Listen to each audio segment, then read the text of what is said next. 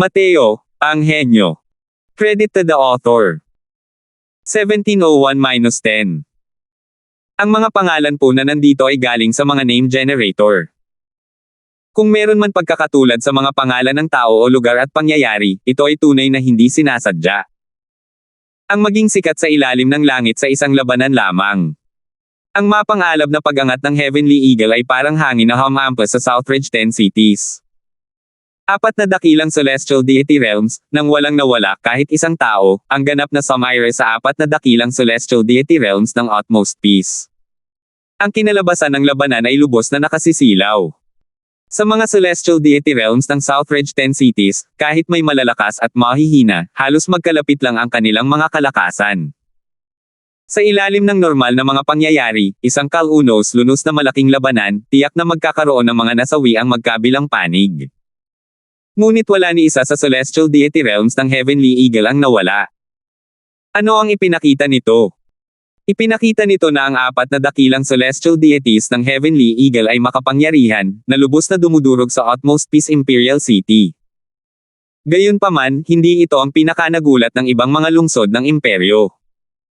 Ang pinakanagulat nila ay ang paglabas ng Heavenly Eagle ng isang alchemist na kayang pinuhin ang Supreme Jade Void Peel. Ito ang bagay na labis nilang ikinainggit. Agad na umalangaw-ngaw ang pangalan ni Mateo sa buong Southridge 10 cities kasama ang Heavenly Eagle. Isang henyong alchemist na kayang pinuhin ang Supreme Jade Void Peel, ano ang ibig sabihin nito?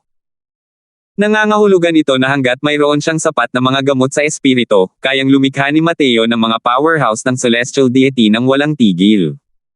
Tama. Marami ang produksyon iyon. Ang kakayahang ito ay sadyang nakapagpabaliw sa mga tao. Ano ang pinakakulang sa Southridge 10 cities? Mga powerhouse sa celestial deity realms. Pero gamit ang kakayahan ni Mateo, maaaring makagawa ng mga pas ang celestial deity realms. Anong klaseng kakayahan ito na sumusuway sa langit? Para sa iba pang mga lungsod ng imperyo, wala silang ibang nararamdaman kundi inggit. Mabuti na lang, kahit maraming Divine Lords, kakaunti lang ang mga half-step celestial deity martial artists. Bukod pa rito, ang mga gamot na kailangan ng Supreme Jade Void Peel ay lubhang kakaunti sa Southridge lands. Napakakaunti lamang ng mga tunay na nakakalap ng mga ito. Kung hindi, talagang magbabago ang takbo ng buong Southridge 10 cities. Gayunpaman, nag-alok pa rin ang Cloud Jade Imperial City ng napakataas na presyo na 300 bilyon, na gustong imbitahan si Mateo na kumilos upang pinuhin ang Supreme Jade Void Peel. Ang Cloud Jade Imperial City ang pinakamalakas na imperial na lungsod ng Southridge 10 cities. Ang mga powerhouse ng celestial deity pa lamang ay umabot na sa 5. Tanging ang Cloud Jade Imperial City, ang ganitong uri ng pag-iral, ang makakalap ng mga spirit medicine ng Supreme Jade Void Peel. Napakahirap makuha ang mga gamot na ito para sa espiritu. Kung hindi dahil sa pagpunta ni Mateo sa Riverlock Capital City, ang pagkuha ng mga ito ay hindi magiging isang ordinaryong mahirap na gawain. Ang mga gamot na ginagamit sa pagpipino ng Supreme Jade Void Peel ay may kabuoang halaga na humigit kumulang 20 bilyon. Makikita rito kung gaano kahalaga ang gamot na ito. Ang napakataas na presyong 300 bilyon na inialok ng Cloud Jade Imperial City ay para lamang mapakilo si Mateo na pinuhin ito. Ang mga gamot para sa espiritu ay inihanda nila. Kung kaya lang ni Mateo na magpino ng matagumpay. Sulit na sulit ang 300 bilyong halaga para makabili ng Celestial Deity Realm. Gayunpaman, tumanggi pa rin si Mateo. Ang pagpapalakas ng ibang mga lungsod ng imperyo, ang ganitong uri ng bagay, natural na hindi gagawin ni Mateo. Pero simula noong araw na iyon, ang 8 iba pang lungsod ay madalas na nagpapadala ng mga sugo sa Heavenly Eagle upang humingi ng mga tableta mula kay Mateo. Walang pagpipilian, ang rank 4 Divine Pills na pino ni Mateo, napakaganda ng kalidad. Ang mga kapangyarihan ng Divine Lord Realm ng ibang mga lungsod ng imperyo, kapag nalinang na sa isang kritikal na yugto, ay hindi na kayang tugunan ng ordinaryong medicinal pill. Dati, natigil lang sila sa gateway at naglalaan ng oras para unti-unting gumaling. Pero ngayon, mayroon pa silang isa pang pagpipilian, iyon ay ang humingi ng mga tableta mula kay Mateo. Ang mga makapangyarihang lungsod ng 8 malalaking imperial, hanggat makakakuha sila ng gamot mula sa mga kamay ni Mateo, ang paglusob para sa kanila ay halos isang bagay na garantisado na. Dahil din dito kung bakit naging tanyag ang mga medicinal pills ni Mateo. Gayunpaman, mahirap humingi ng kahit isang tableta. Siyempre, kahit na ordinaryong rank 4 divine pills lang ito, hindi basta-basta pipinuhin ni Mateo ang mga ito. Ang ilang mahahalagang gamot, hindi niya ipinoproseso para sa mga tagalabas. Ito ang kanyang prinsipyo. Bukod pa rito, dahil gusto niyang hilingin kay Mateo na kumilos, napakataas ng presyo. Pero kahit na ganoon, halos natapakan pa rin ng tuluyan ang pintuan ng Crosswell Manor. Kaya naman, pagkatapos ng Golden Sword Pack, ang Heavenly Eagle ay naging isang napaka-espesyal na pag-iral. Kahit ang Cloud Jade Imperial City ay hindi rin madaling makakasakit sa kanila. Bukod pa rito, may alamat na ang Heavenly Eagle's head Elder Mateo ay may napakagandang relasyon kay Southridge Patrolling Inspector Jang Jade Hall. Dahil sa alamat na ito, mas lalong naging maingat ang lahat sa pagkilos, at hindi sila nang ahas na magkaroon ng kahit kaunting pag-iisip tungkol sa agila ng langit. Isang butas na walang laman ang nag-aanyaya sa hangin, ngunit sino ang nakakaalam kung ito ay totoo o peke? Ang mahalagang punto ay hindi rin lumabas si Jang Jade Hall para linawin ito. Simula nang magkaroon ng Golden Sword Pack, walang kapantay ang prestihiyo ni Mateo sa Heavenly Eagle. At isa na rin siyang naging hands-off na manager. Sa kasalukuyan, ang mga gawain ng Peel Tower at Marshall Tower ay naipasa na kina Rocky at Tiberius para asikasuhin. Paano pa kaya nagawa ng kasalukuyang Rocky na magsabi ng kahit kaunting pagtutol sa mga sinabi ni Mateo? Kung tungkol naman kay Tiberius, dahil parehong nakalusot sina Rendin at Coldfeather, siya rin ang naging head elder ng Marshall Tower. Paminsan-minsan ay nagbibigay ng mga sermon si Mateo sa Peel Tower. Sa oras na iyon, maging sina Atticus at Rocky ay magiging parang mga mababait na estudyante, na tahimik na nakikinig sa lektura sa ibaba. Sa wakas, isang araw, habang nagbibigay ng lektura si Mateo, biglang lumakas ang hangin at mga ulap, at naliwanagan si Atticus tungkol sa Tao. Sa puntong ito, nakadagdag ang Heavenly Eagle ng isa pang makapangyarihang kapangyarihan ng Celestial Deity. Bukod pa riyan, isa pa itong 5-star Alchemy God. Ang nag-iisang 5-star Alchemy God ng Southridge Lands. Ang malungkot ay hindi umabot sa realidad ang 5-star Alchemy God na ito ni Atticus. Masyadong kakaunti ang mga gamot ni Southridge na nasa rank 5 Divine Rank Spirit. Walang paraan si Atticus para pag-aralan ang mga rank 5 Divine Pills. Gayunpaman, ang 5-star Alchemy God ay 5-star Alchemy God, ang kanyang lakas ay malayo sa kung ano ang maihahambing sa 4-star Alchemy Gods. Sa isang iglap, 100 taon na ang lumipas.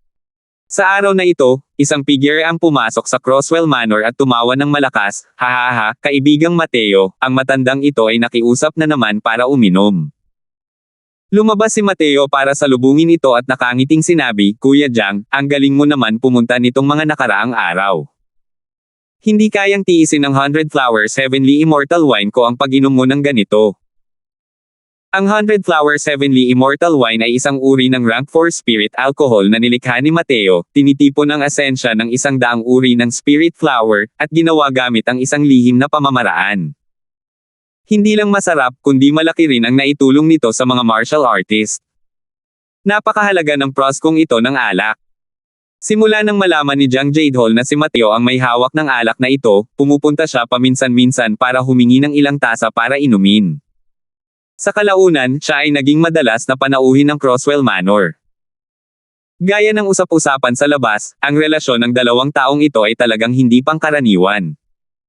Ang dahilan na ito ay natural lamang dahil sa Supreme Jade Void Peel. Mataas ang kalidad ng kahilingan ni Jang Jade Hall kay Mateo, ngunit sa huli, binigyan siya ni Mateo ng isang malaking sorpresa. Isa itong Pildores na may gradong divine. Isang divine grade Supreme Jade Void Peel, ito ay isang pag-iral na hindi mabibili kahit sa paggastos ng pera sa kabisera ng imperyo. Ang epekto ng medicinal pill ay natural na hindi pangkaraniwan. Hiniling ni Jang Jade Hall ang tableta para sa kanyang pamangkin. Matapos inumin ng kanyang pamangkin ang medicinal pill, natural lamang na nakarating ito sa Celestial Deity Realm. Bukod pa rito, katulad ni Cooper, ang kanyang Celestial Deity Realm ay hindi maihahambing sa normal na Celestial Deity Realm. Ang mga epekto ng medicinal pill ay tatagal ng maraming taon. Sa kasalukuyan, sa loob ng mga medicinal pills na pinino ni Mateo ay naglalaman ng kanyang chaos power.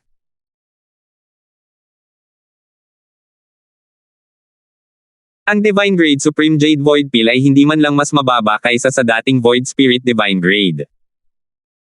Mula noon, itinuring na ni Jiang Jadehol si Mateo bilang isang matalik na kaibigan. Bukod pa rito, naunawaan ni Jiang Jadehol na hindi si Mateo ang naghahanap ng koneksyon sa isang taong mas mataas ang katayuan. Maaaring siya pa nga, si Jiang Jadehol, ang naghahanap ng koneksyon sa isang taong hindi niya kapantay. Dahil sa talento ni Mateo, hindi lang siya limitado sa Southridge 10 cities sa hinaharap. Ang lupain ng Southridge 10 cities ay tigang dahil sa kakulangan ng mga mapagkukunan. Wala nang gaanong espasyo ang lugar na ito para sa kanyang pag-unlad. Uminom ng isang tasa ng 100 Flowers Heavenly Immortal Wine, si Jiang Jadehol ay napanatag at nakangiting sinabi kay Mateo, na kababatang kapatid, naisip mo ba ang bagay na pinag-usapan natin? Dahil sa talento mo, ang pananatili sa Southridge Land na ito ay hindi karapat-dapat sa iyong mga talento. Ang kabisera ng imperyo ang lupain kung saan mo lubos na ginamit ang iyong mga talento. Lumambot ang ekspresyon ni Mateo at bumaantong hininga siya habang sinasabing, alam kong may mabuting intensyon si kuya. Gayunpaman, maghintay pa tayo ng kaunti. 1702. Sa kasalukuyan, ilang taon na ang nakalipas mula noong 500 taong kasunduan.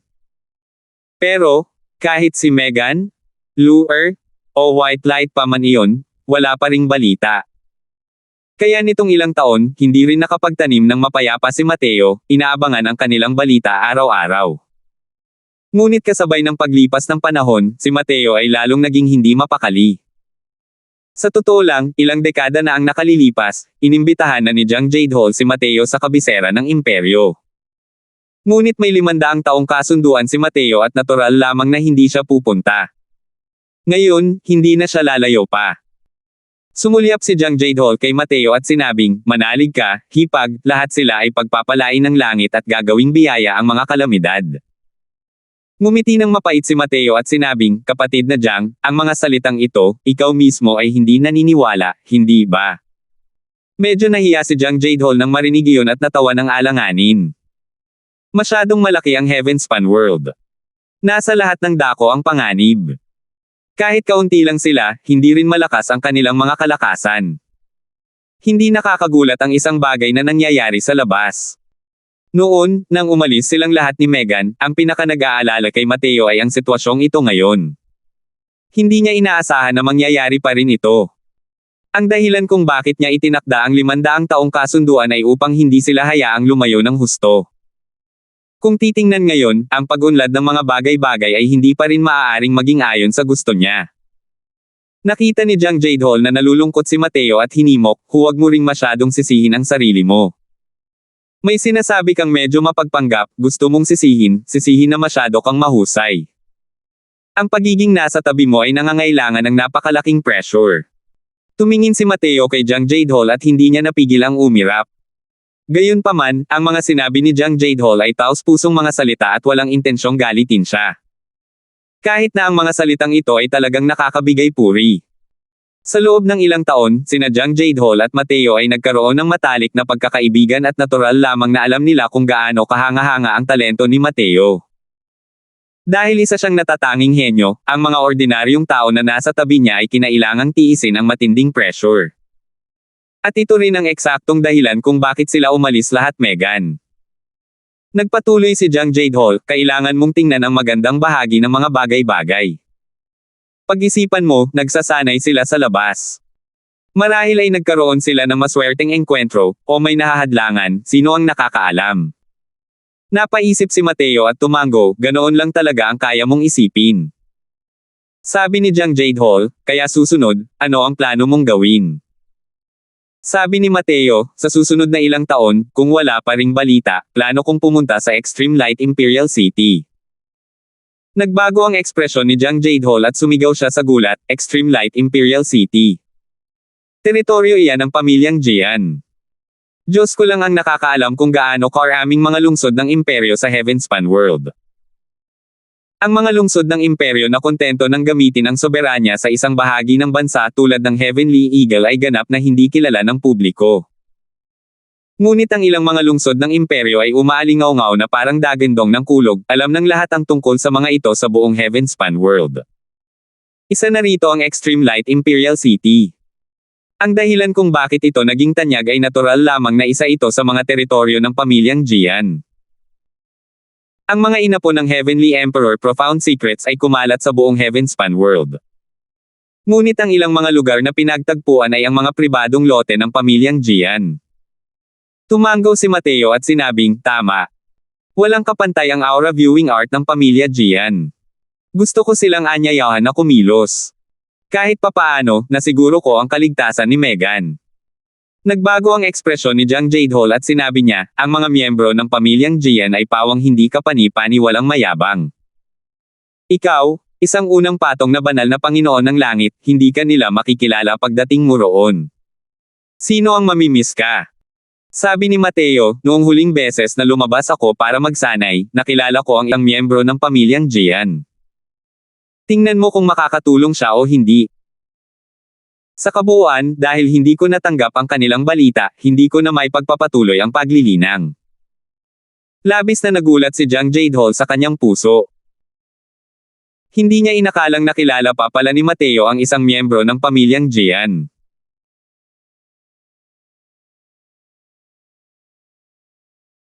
Kailangang malaman ito ng isa dahil alam na alam ng mga miyembro ng pamilyang Jian ang aura viewing aura, kaya ang mga taong naging kaibigan nila ay pawang mga taong may malaking potensyal. Halos hindi makapasok ang mga ordinaryong tao sa kanilang mahiwagang tanawin. Hindi dapat isipin ng isang tao na siya, si Jiang Jadehol, ay isang makapangyarihang Diyos sa kalangitan. Kapag nakita ng isang miyembro ng pamilyang Jian na wala siyang potensyal, hindi na nila siya aakalang titingnan pa. Pero nang maisip ito, nakahinga rin ng maluwag si Jiang Jadehol. Dahil sa talento ni Mateo, makatwiran din ang pagtingin sa kanya ng mga miyembro ng pamilya Jian. Kung ipapaalam ko sa kanya na isang beses lang tumingin si Sigmund kay Mateo at binulag ito, sino ang makakaalam kung ano ang iisipin nito? Tumango si Jiang Jadehol nang marinig iyon at sinabing, sana nga. Makapangyarihan ng Extreme Light Imperial City. Kung makikilala mo ang mga miyembro ng Jian family, magiging kapaki-pakinabang ito ng walang hanggan para sa iyo. Biglang kumuha si Mateo ng isang malaking garapon at sinabing, kapatid na Jian, pagkatapos kong umalis, ang mga gawain ng Heavenly Eagle ay ipagkakatiwala sa iyo. Narito ang isang garapon ng 100 Flowers Heavenly Immortal Wine, inumin mo ito at dahan-daang lasapin. Tumalim ang tingin ni Jiang Jadehol at tinitigan niya si Mateo habang galit na sinasabi, ikaw na bastos, araw-araw kang nagrereklamo sa akin kung gaano kahirap ang sitwasyon mo, pero ang dami mo pala talagang itinatago. Ngumiti si Mateo at sinabing, nakagawa ako ng 3 garapon, ito na ang huling garapon. Alam mo rin ang mga gamot na kailangan ng 100 Flowers Heavenly Immortal Wine na ito. Pagkatapos mong matapos ito, sino ang nakakaalam kung anong taon at buwan mo pa ito kailangang hintayin para inumin itong muli? Nang marinig ito ni Jiang Jadehol, bahagyang kumalma ang kanyang ekspresyon at sinabi ng may malamig na ngiti, ikaw na bastos, gusto mong gamitin ang garapon ng alak na ito para suhulan ang sugo na ito. Ngumiti si Mateo at sinabing, tatanggapin mo ba ang suhol o hindi? Biglang napangiti si Jiang Jadehol, niyakap ang garapon ng alak, at sabay tawa ng malakas, syempre tinatanggap ko.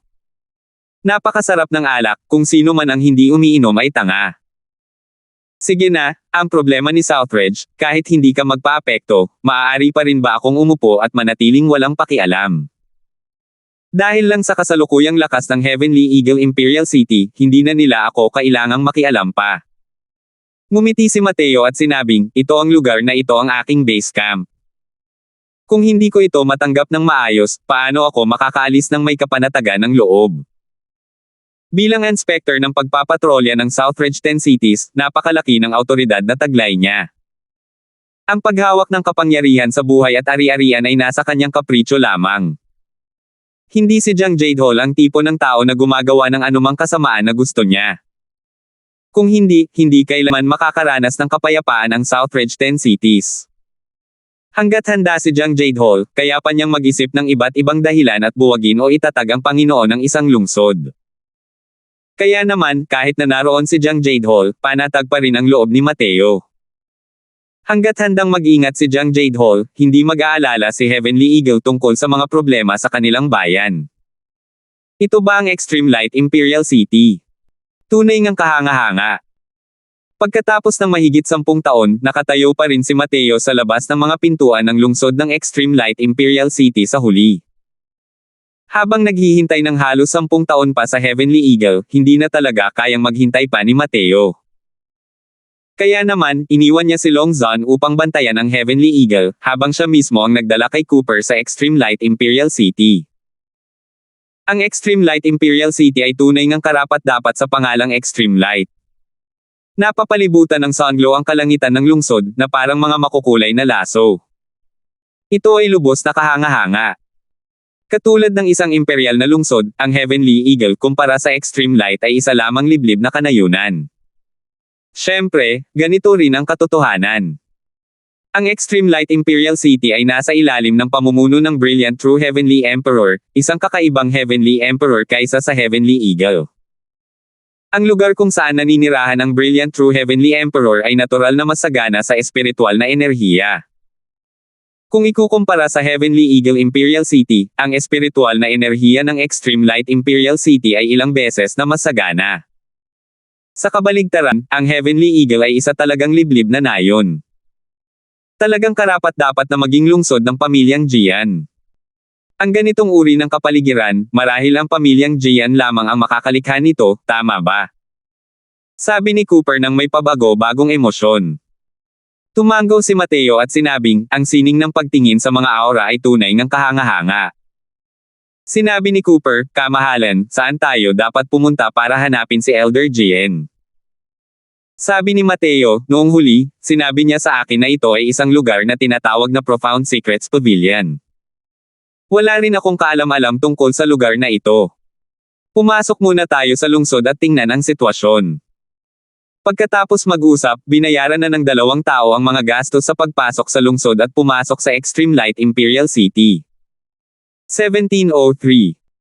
Itong nakababatang kapatid na ito, nakikita kong kakaiba ang mga buto mo at napakatalino mo, pero mayroon kang isang palatandaan na hindi ka nais-nais. Bilisan mo, hayaan mong hulaan kita at tulungan kang lutisin ang kalamidad na ito. Itong nakababatang kapatid na ito, ang upuang ito ay direktang kahalili ng pamilyang Jian. Nakikita kong madilim ang glabelo mo. Malamang may malaking kalamidad na naganap kamakailan. Pumunta ka agad sa bahay ko at ituturo sa iyo ng matandang ito ang paraan para malutas ito. Matataas na parang bundok at mahahaba na parang ilog, lantad sa hangin at ulan sa paglalakbay, kapatid, narito ka para maghanap ng makakasama, tama ba? Sa loob ng Extreme Light Imperial City, mayroon itong kakaibang kapaligiran. Naglakad si Mateo sa mga kalye, pakiramdam niya ay nasa isang base camp siya ng mga manloloko at manghuhula. May humihila sa kanya para manghula na kanyang kapalaran ng walang tigil. May mga nagsabing masyadong malalim ito para maintindihan, kaya mukhang ganoon talaga sa unang tingin. Masyado ring halata sa panloloko at panloloko ang mga taong ito, di ba? Mayroon ba talagang ganitong klaseng tanga na mabibigo? Natigilan si Mateo nang sabihin niya kay Dustless. Pero sabi ni Dustless, nagkakamali ka. Hindi sila manloloko o nagbobolahan. Nagulat si Mateo nang marinig iyon at sinabing, hindi. Maaari kayang manghula talaga sila. Tumango si Dustless at sinabing, natural lang na kaya nila. Ang kasanayan ng Heavenly Emperor Deep Found Secrets ay may kinalaman sa swerte. Ang mga taong ito na naglalako sa mga kalye, karamihan ay may lahi ng pamilya Jian. Mas payat lang sila. Ang isang taong masyadong maunlad ang kapalaran, hindi nila ito kayang hulaan. Pero paano magkakaroon ng napakaraming tao na may masayang kapalaran? Karamihan sa mga tao ay mga mortal lamang. Tayong mga cultivator ang pinakasensitibo sa mga bagay ng swerte o malas at kayamanan o kasawian. Ang ilang martial artist ay partikular na naglalakbay sa Extreme Light Imperial City bago pumasok sa isang mystical realm upang hulaan ang kanilang kapalaran. Paano sila makakasalamuhan ng mga miyembro ng pamilya Jian? Ang mga taong ito ang natural na kanilang unang pinipili. Bagamat maaaring hindi ito tumpak, maaari pa rin itong makamit ang layunin na hanapin ang swerte at maiwasan ang mga sakuna. Labis din na nagulat si Mateo nang marinig niya iyon, hindi niya inaasahan na marami pa palang sangkot dito. Mukhang masyadong mababa ang tingin ng mga taong ito. Kaya naman, nakaramdam siya ng kawalan ng kapanatagan. Hindi niya inaasahan na ang mga taong ito ay talagang may kakayahan. Lihim ding nagulat si Mateo sa kanyang puso. Gaano nga ba kalakas ang Heavenly Emperor Deep Secrets na ito? Kahit madungisan lang ng kaunting bloodline ay kaya na nilang magkaroon ng ganitong kakayahan sa panghuhula at pag-eespiya. Hindi nakapagtataka na napakarami ng mga martial artists sa Extreme Light Imperial City. Lumalabas na lahat sila ay naghahangad ng aura viewing art. Iba sa Heavenly Eagle Imperial City, ang karamihan sa loob ng Extreme Light Imperial City ay malinaw na mga dayuhang martial artist. Makikita ang mga kapangyarihan ng Divine Lord Realm kahit saan sa mga kalye. Hindi rin naman talaga pagmamalabos ang paggamit ng mga Divine Lord na naglalakad kung saan-saan para ilarawan ito. Dapat alam ng mga taong ito kung nasaan ang Profound Secrets Pavilion. Tara, pumunta tayo roon at magtanong, sabi ni Mateo kay Cooper. Sa pagkakataong ito, isang mahiyain na batang babae ang lumapit upang bumati at mahinang sinabi kay Mateo, "Sir, manghuhula po ba kayo? Punta po kayo sa bahay namin, ang tatay ko ay mayroon pa ring kaunting tagumpay sa landas ng panghuhula." Sa simula, walang plano si Mateo na manghula ng kapalaran at nagtatanong lang ng direksyon. Ngunit ang batang babaeng ito ay may kaawa-awang anyo, at medyo walang lakas ng loob si Mateo na gawin iyon. Kung gayon, manghula ka. Cooper, ikaw na, sabi ni Mateo. Natigilan si Cooper at itinuro ang sarili habang gulat na sinasabi, "Sasama ako." Nakangiting saway ni Mateo, "Pinapaalis ka na, sige na nga, ano ba yung kalokohan na yan?" Tumango si Cooper at sinabing, "Sige." Ang mga pwestong ito ay pawang nakalagay sa mga kalye at makikita kahit saan. Isang tingin lang at malinaw na napakababa ng palapag. Hindi kalayuan, may mga tindahan pa rin na may mga karatula na may nakasulat na augury at aura viewing. Malinaw na mas mahal ang mga ito. Sa mga pwestong ito, lahat ay sumisigaw, nagpapaligsahan sa paghila ng mga tao para pumunta at manghula. Sa mga nangahas sumigaw, maganda rin naman ang takbo ng negosyo. Bagkus, ang bahay ng batang babaeng ito ay walang tao, at walang sinumang nagpapakita ng anumang interes. Malinaw na ang mga taong nagtatayo ng mga pwesto sa mga kalye, ang kanilang mga kadugo ay pawang napakanipis, kahit ang pamilya Jian ay hindi kikilalanan. Napilitan silang maghanap buhay. Kaya nga nila ginawa ang ganitong bagay. Kung hindi, dahil sa prestihiyo ng Heavenly Emperor Profound Secrets, hindi sila mapapahamak sa ganitong sitwasyon. Lumapit si Mateo para tingnan, ang ama ng batang babaeng ito ay isang paylay pala. Kahit ang paglalakad ay medyo mahirap, hindi nakakapagtaka na hahayaan niyang pumunta sa mga kalye ang isang mahiyain na batang babae para manghila ng mga tao. Nang makita ni Mateo ang sitwasyon, humakbang siya paarap at sinabi habang nakahawak ang mga kamay, "Matatanda, bigyan mo ang nakababata kong kapatid ng magandang aura sa panunood at panghuhula."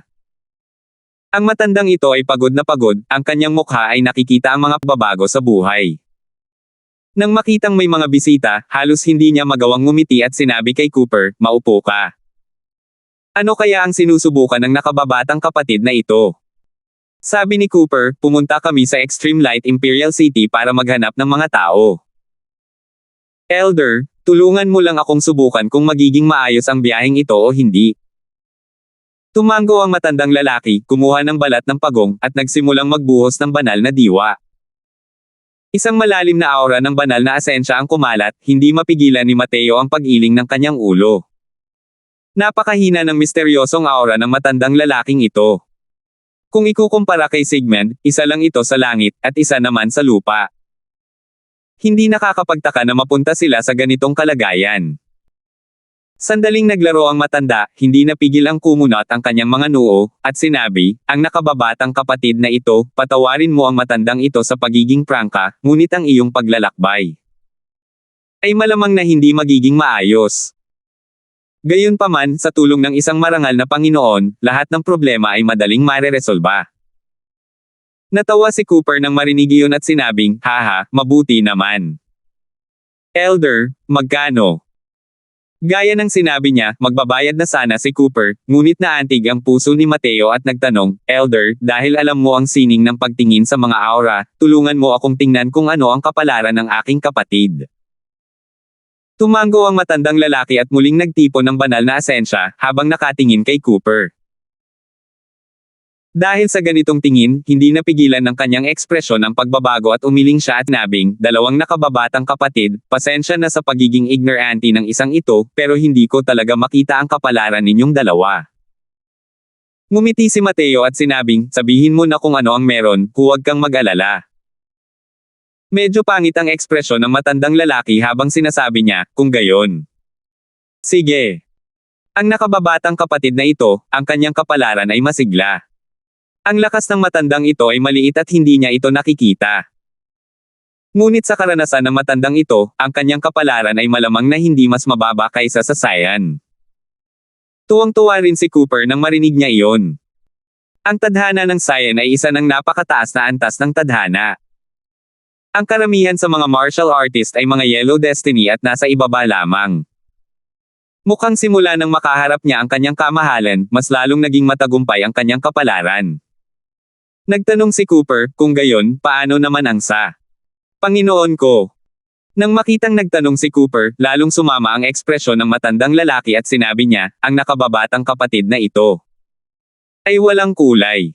Malamang. Ito ay walang ranggo. Tumingin ang matanda kay Mateo at walang anumang kapanapanabot na bagay. Ang aura viewing art ay hindi kayang pumukaw ng kahit kaunting alon. Nasuri na niya ang hindi mabilang na tao at ngayon lang siya nakakita ng ganito kalaking tao na kulang sa kayamanan. Hahaha. Isang basura na hindi man lang makapasok sa ranggo ay naglakas loob pa ring lumapit at manghula. Sabi ko, bata, gusto mo pa ba ng mukha o hindi? Biglang may narinig na malakas na tawa. Isang binata ang nagdala ng ilang gwardya dahan-daang lumapit, may mapang-uyam na ekspresyon sa mukha. Nagbago ang ekspresyon ng batang babae at dali-dali niyang itinulak palayo si Mateo, sabay sabi ng may pag-aalala, Sir, sorry po, bilasan niyo po, at umalis. Natural na hindi si Mateo ang kaya niyang pilitin. Tiningnan niya ang batang Panginoon ng nakakunot ang noo at malamig na sinabi, alam mo rin ba ang sining ng pagtingin sa mga aura? Tila may narinig na nakakatawang biro ang binata at natawa ng malakas, alam ko rin ba? Nagbibiro ka ba? Ang batang Panginoong ito, si Eugene, ay direktang ina po ng pamilya Gian, sa tingin mo ba alam ko o hindi? Napagtanto ni Mateo at sinabi, kung gayon, sa tingin mo ba ay hindi makakasali ang aking kapalaran sa hanay? Mapanghamak na sabi ni Eugene, walang hiya. Ginamit ng batang Panginoong ito ang sining ng pagtingin sa mga aura para lang tumingin ngayon, isang malawak na katubigan. Hindi pa nakakita ang batang Panginoong ito ng isang taong may ganitong mababang kakayahan. Hindi ka ba nawawala sa sarili mo dyan? Ngumiti si Mateo at sinabing, kung gayon, ang antas ng iyong pagtingin sa aura ay masyadong pangit, kulang pa rin ang iyong kasanayan. Nagbago ang ekspresyon ni Eugene at sinabi niya sa malamig na boses, sino ka ba sa akala mo, para manggahas na suriin ang aura ng batang Panginoong ito sa panunood ng sining? Bilang direktang ina po ng pamilyang Gian, si Eugene ay lubos na may kumpiyansa sa kanyang aura viewing art. Nang marinig ang mga salita ni Mateo, natural lamang na labis siyang nagalit. Malamig na sabi ni Mateo, natural lang na mayroon akong kwalifikasyon, dahil hindi naman nabulag ang mga mata mo. Note ni Master, ang mga balat ng pagong ay isang tradisyonal na kagamitan sa panghuhula. 1704. Bulag. Nako. Mga mata mo ang bulag. Galit na galit si Eugene nang marinig niya iyon. Minumura siya ng lalaking ito na mabulag. Natural lang na hindi siya minumura ni Mateo, pero ang aura viewing art ni Eugene ay talagang kulang. Kung katulad lang ito ni Sigmund, basta't patuloy niya itong tinitingnan, tiyak na bulag ang mga mata nito. Dahil nga sa kulang ang kanyang lakas kaya hindi niya makita ang kanyang tunay na sitwasyon, na para bang wala siyang ranggo. Ganoon din ang ama ng batang babaeng iyon. Tumingin si Mateo sa kanya at ikinumpas ang kamay, at sinabing, ang batang Panginoon na ito ang nagpapahula sa akin. Kung gusto mong magpahula, pumila ka. Kung hindi mo ito mapahulaan, maligaw ka agad, huwag kang magtatalon-talon dito, na nakakainis sa mga tao. Bahagyang nanliit ang mga mata ni Eugene at sinabi niya sa seryosong boses, Brat, nilabag mo na ang pagbabawal ng batang Panginoon na ito dahil sa panghuhula mo rito. Nangangahas ka bang kalabanan ang pamilya ko ng GN? Nang marinig ito ni Mateo, kiniliti siya at nagtanong, "Ban? Anong ban ang nagsasabi na hindi ako makakagawa ng panghuhula dito?" Bahagyang nanliit ang mga mata ni Eugene at tumingin sa dalaga at sinabing, "Alexis, bakit hindi? Sabihin mo sa kanya kung ano ang magiging resulta." Kumunat ang noo ni Mateo, habang nagtatakang nakatingin sa dalaga.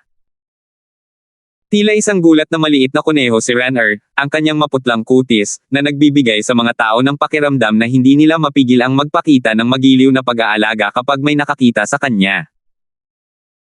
Nang makitang tumingin ng mapanuri si Mateo, umiiyak na sabi ni Renner, Sir, pasensya na, si Renner ang nanakit sa inyo.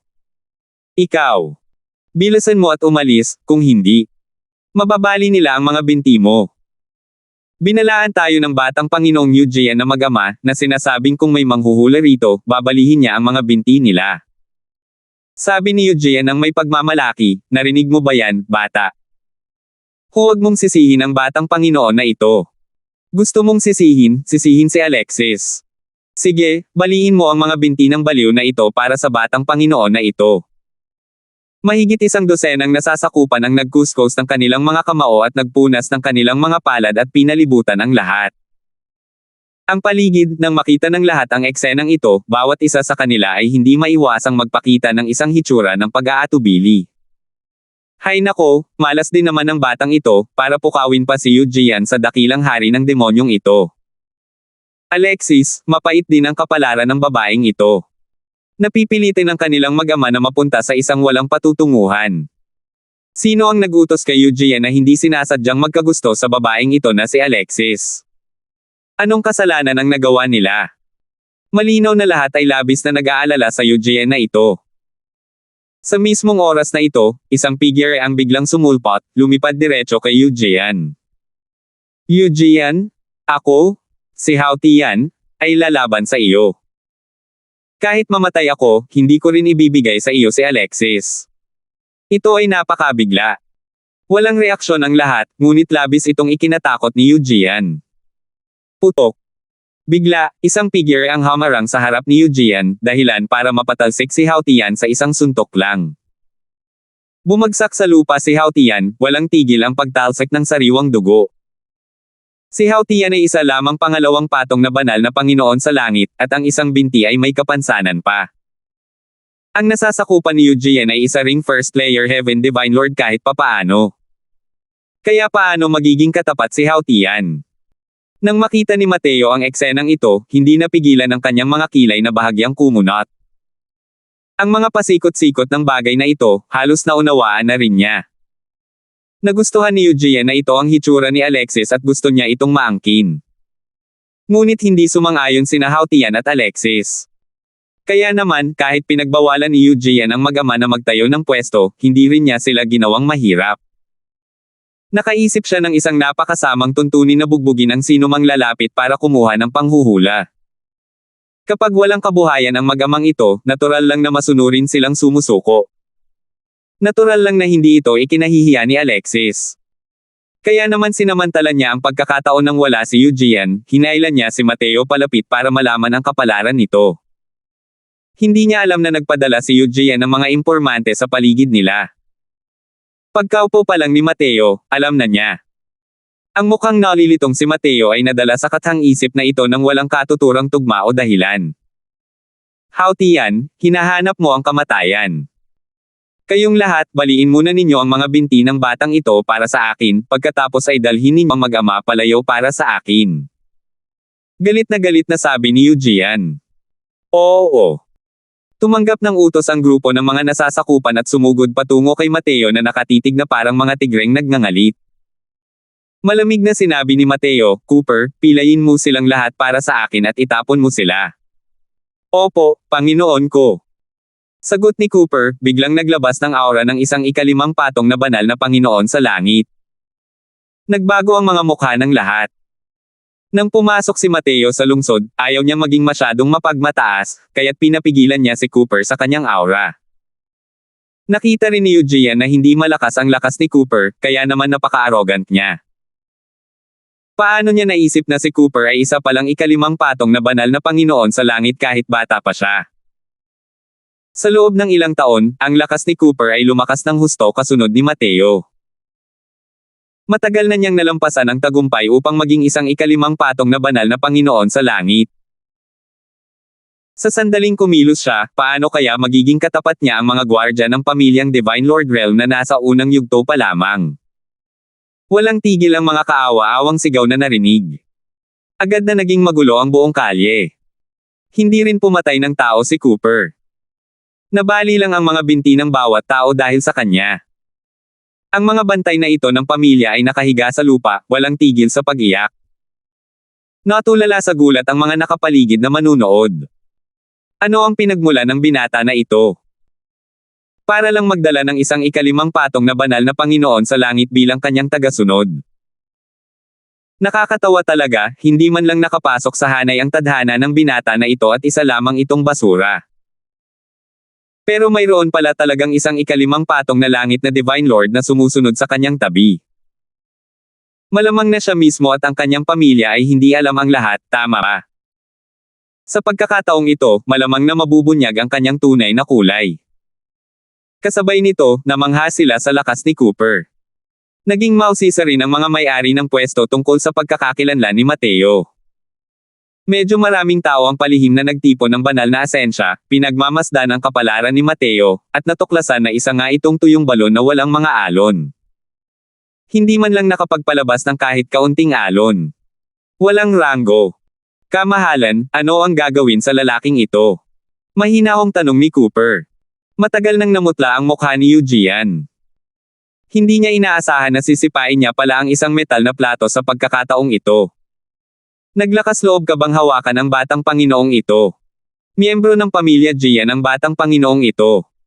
Kapag hinawakan mo ako, parang sa isubog na ang ulo ng pamilya Gian. Kailangan mong isipin ang mga kahihinatnan nito. Bagamat natakot si Eugene, sa pag-iisip ng lakas ng pamilya Gian, agad na umangat ang kanyang likod. Totoo nga, nang marinig ito ni Cooper, agad siyang nagpakita ng pag-aalinlangan. Pumunta sila rito para humingi ng tulong sa pamilyang Gian. Kung masasaktan nila ang pamilyang Gian, hindi magiging madali ang paglilinis ng kalat. Pinagmasdan ni Eugene ang ekspresyon at mga salita nito, at agad na mayabang na sinabi kay Cooper, "Bata, ang lakas mo, ang pananatili sa batang Panginoong ito sa hinaharap ay tiyak na mas maganda kaysa sa walang kwentang iyon.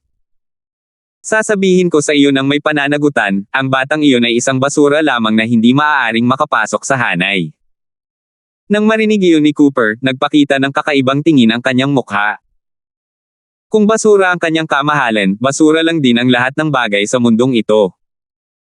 Tumawa siya ng may pag-aalinlangan at sinabing, "Hanggal, kulang talaga ang aura viewing art mo. Hintayin mong lubusan mo itong malinang at saka ka lumapit at tingnan muli ang kanyang kamahalan. Malalaman mo kung bakit niya sinabing hindi nabulag ang mga mata mo." Sa pagkakataong ito, malamig na sinabi ni Mateo, "Ano pa ba ang hinihintay mo? Baliin mo ang mga binti niya at itapon mo siya palabas. Ang ingay-ingay mo sa lugar na ito." Malaki ang ipinagbago ng ekspresyon ni Eugene nang marinig iyon at sinabing, "Ikaw. Talaga bang nang-ahas kang gumawa ng hakbang? Ikaw. Kailangan mong isipin ng mabuti ang mga kahihinatnan. Ang mga taong nang-aakit sa mga miyembro ng aking GN family ay walang magandang kahihinatnan." Malamig na sabi ni Mateo, "Kahit kaunti lang ang lakas mo, sapat na ba para kumatawan sa pamilyang GN? Kung ganoon, wala na talagang kasama ang pamilyang GN. Cooper, gawin mo na." "Opo, Panginoon ko." Sa utos ni Mateo, hindi na nagatubili si Cooper, diretsyong lumapit at agad na binali ang dalawang binti ni Eugene. "Arg! Batang yan, pagsisisihan mo yan." "Ah!" Sa kalye, narinig ang matinis at kaawa-awang sigaw ni Eugene. 1705. Magaling lumaban. Ang ganda ng pagkakigawa. Sa wakas na ilabas ko na rin ang mabahong hininga na ito. Ibinuhos ko ang galit na ito, pero sa ugali ni Eugene, siguradong maghihiganti siya. Ang kanyang nakatatandang kapatid na si Ping Jian, ay miyembro ng Profound Secrets Pavilion, ang kanyang lakas ay napakalakas. Nang makita ng lahat na nabali ang mga binti ni Eugene, agad silang nakaramdam ng labis na tuwa, kasabay ng mga sigaw ng bravo. Itong si Eugene, karaniwan ay hindi sila nangangahas na mang-asar. Noon pa man ay ginagampanan na niya ang pagiging malupit sa iilang kalye na ito. Ngayon, sa wakas ay may lumabas para alagaan siya. Hindi lang nila maiwasang mag-alala para kay Mateo. Tutal, hindi dapat paglaruan ang mga tao ng pamilyang Gian. Ginoo, kasalanan po lahat ni Alexis, pasensya na. Bilisan mo at umalis ka na. Napakalakas ng Eugene na yan. Hindi kanya bibitawan. Ay nalalayan ni Alexis Zhang si Hao Tian habang sinasabi niya ito ng may malungkot na tingin. Hindi nagsalita si Mateo, bagkus ay naglakad sa harap ni Hao Tian, at kumuha ng gamot para inumin ito. Napakabigat ng sipa kanina. Hindi gaanong magaan ang mga pinsala ni Hao Tian at hindi na siya makapagsalita. Tumingin si Mateo kay Alexis at nakangiting sinabi, gusto mo bang pakasalan si Eugene para maging kerida o hindi? Paulit-ulit na umiling si Alexis at sinabing may mapagpa siyang tingin, hindi ko siya papakasalan kahit mamatay ako. Ngumiti si Mateo at sinabing, sige, hihintayin natin siya rito. Nagbago ang ekspresyon ni Alexis at ikinumpas niya ang kanyang kamay at sinabing, hindi, Ginoo, bilasan mo at umalis. Ang nakatatandang kapatid ni Eugene ay miyembro ng Profound Secrets Pavilion. Bahagyang nagulat si Mateo nang marinig iyon at nakangiting sinabi, miyembro ka ba ng Profound Secrets Pavilion? Tamang-tama, pupunta na sana ako sa Profound Secrets Pavilion. Nang marinig ng mga tao sa tabi ang mga sinabi ni Mateo, hindi nila napigil ang umiling ng palihim. Napakainit ng ulo ng batang ito. Hindi niya talaga alam kung ano ang kinakatawan ng Profound Secrets Pavilion sa Extreme Light Imperial City. Ginoo, itong matandang ito ang humila sa inyo, pasensya na talaga. Bilisan mo na at umalis ka na, hindi mo talaga kayang guluhin ang Profound Secrets Pavilion. Kung tutuusin, makikipaglaban ang matandang ito sa kanila hanggang kamatayan. Biglang sabi ni Hao Tian. Natakot si Alexis. Bigla niyang natuklasan na ang kutis ni Hao Tian ay mapula at puno ng enerhiya. Sa totoo lang ay tuluyan na siyang nakabawi. Masyadong mahimalang ang gamot na ito, di ba? Ngumiti si Mateo at sinabing, Elder, dapat sana'y nasugatan ang binti mo dahil sa isang flatland poison wolf, di ba? Natigilan si Hao Tian, sa puntong ito, may oras pa ba siyang alagaan ang binti niya? Gayunpaman, tumango pa rin siya at sinabing, oo. Noon, kaming mag-asawa ay nagdala ng bagong silang na si Alexis pabalik sa Extreme Light Imperial City. Sino ang mag-aakala na nakatagpo namin ang flatland poison wolf sa kalagitnaan?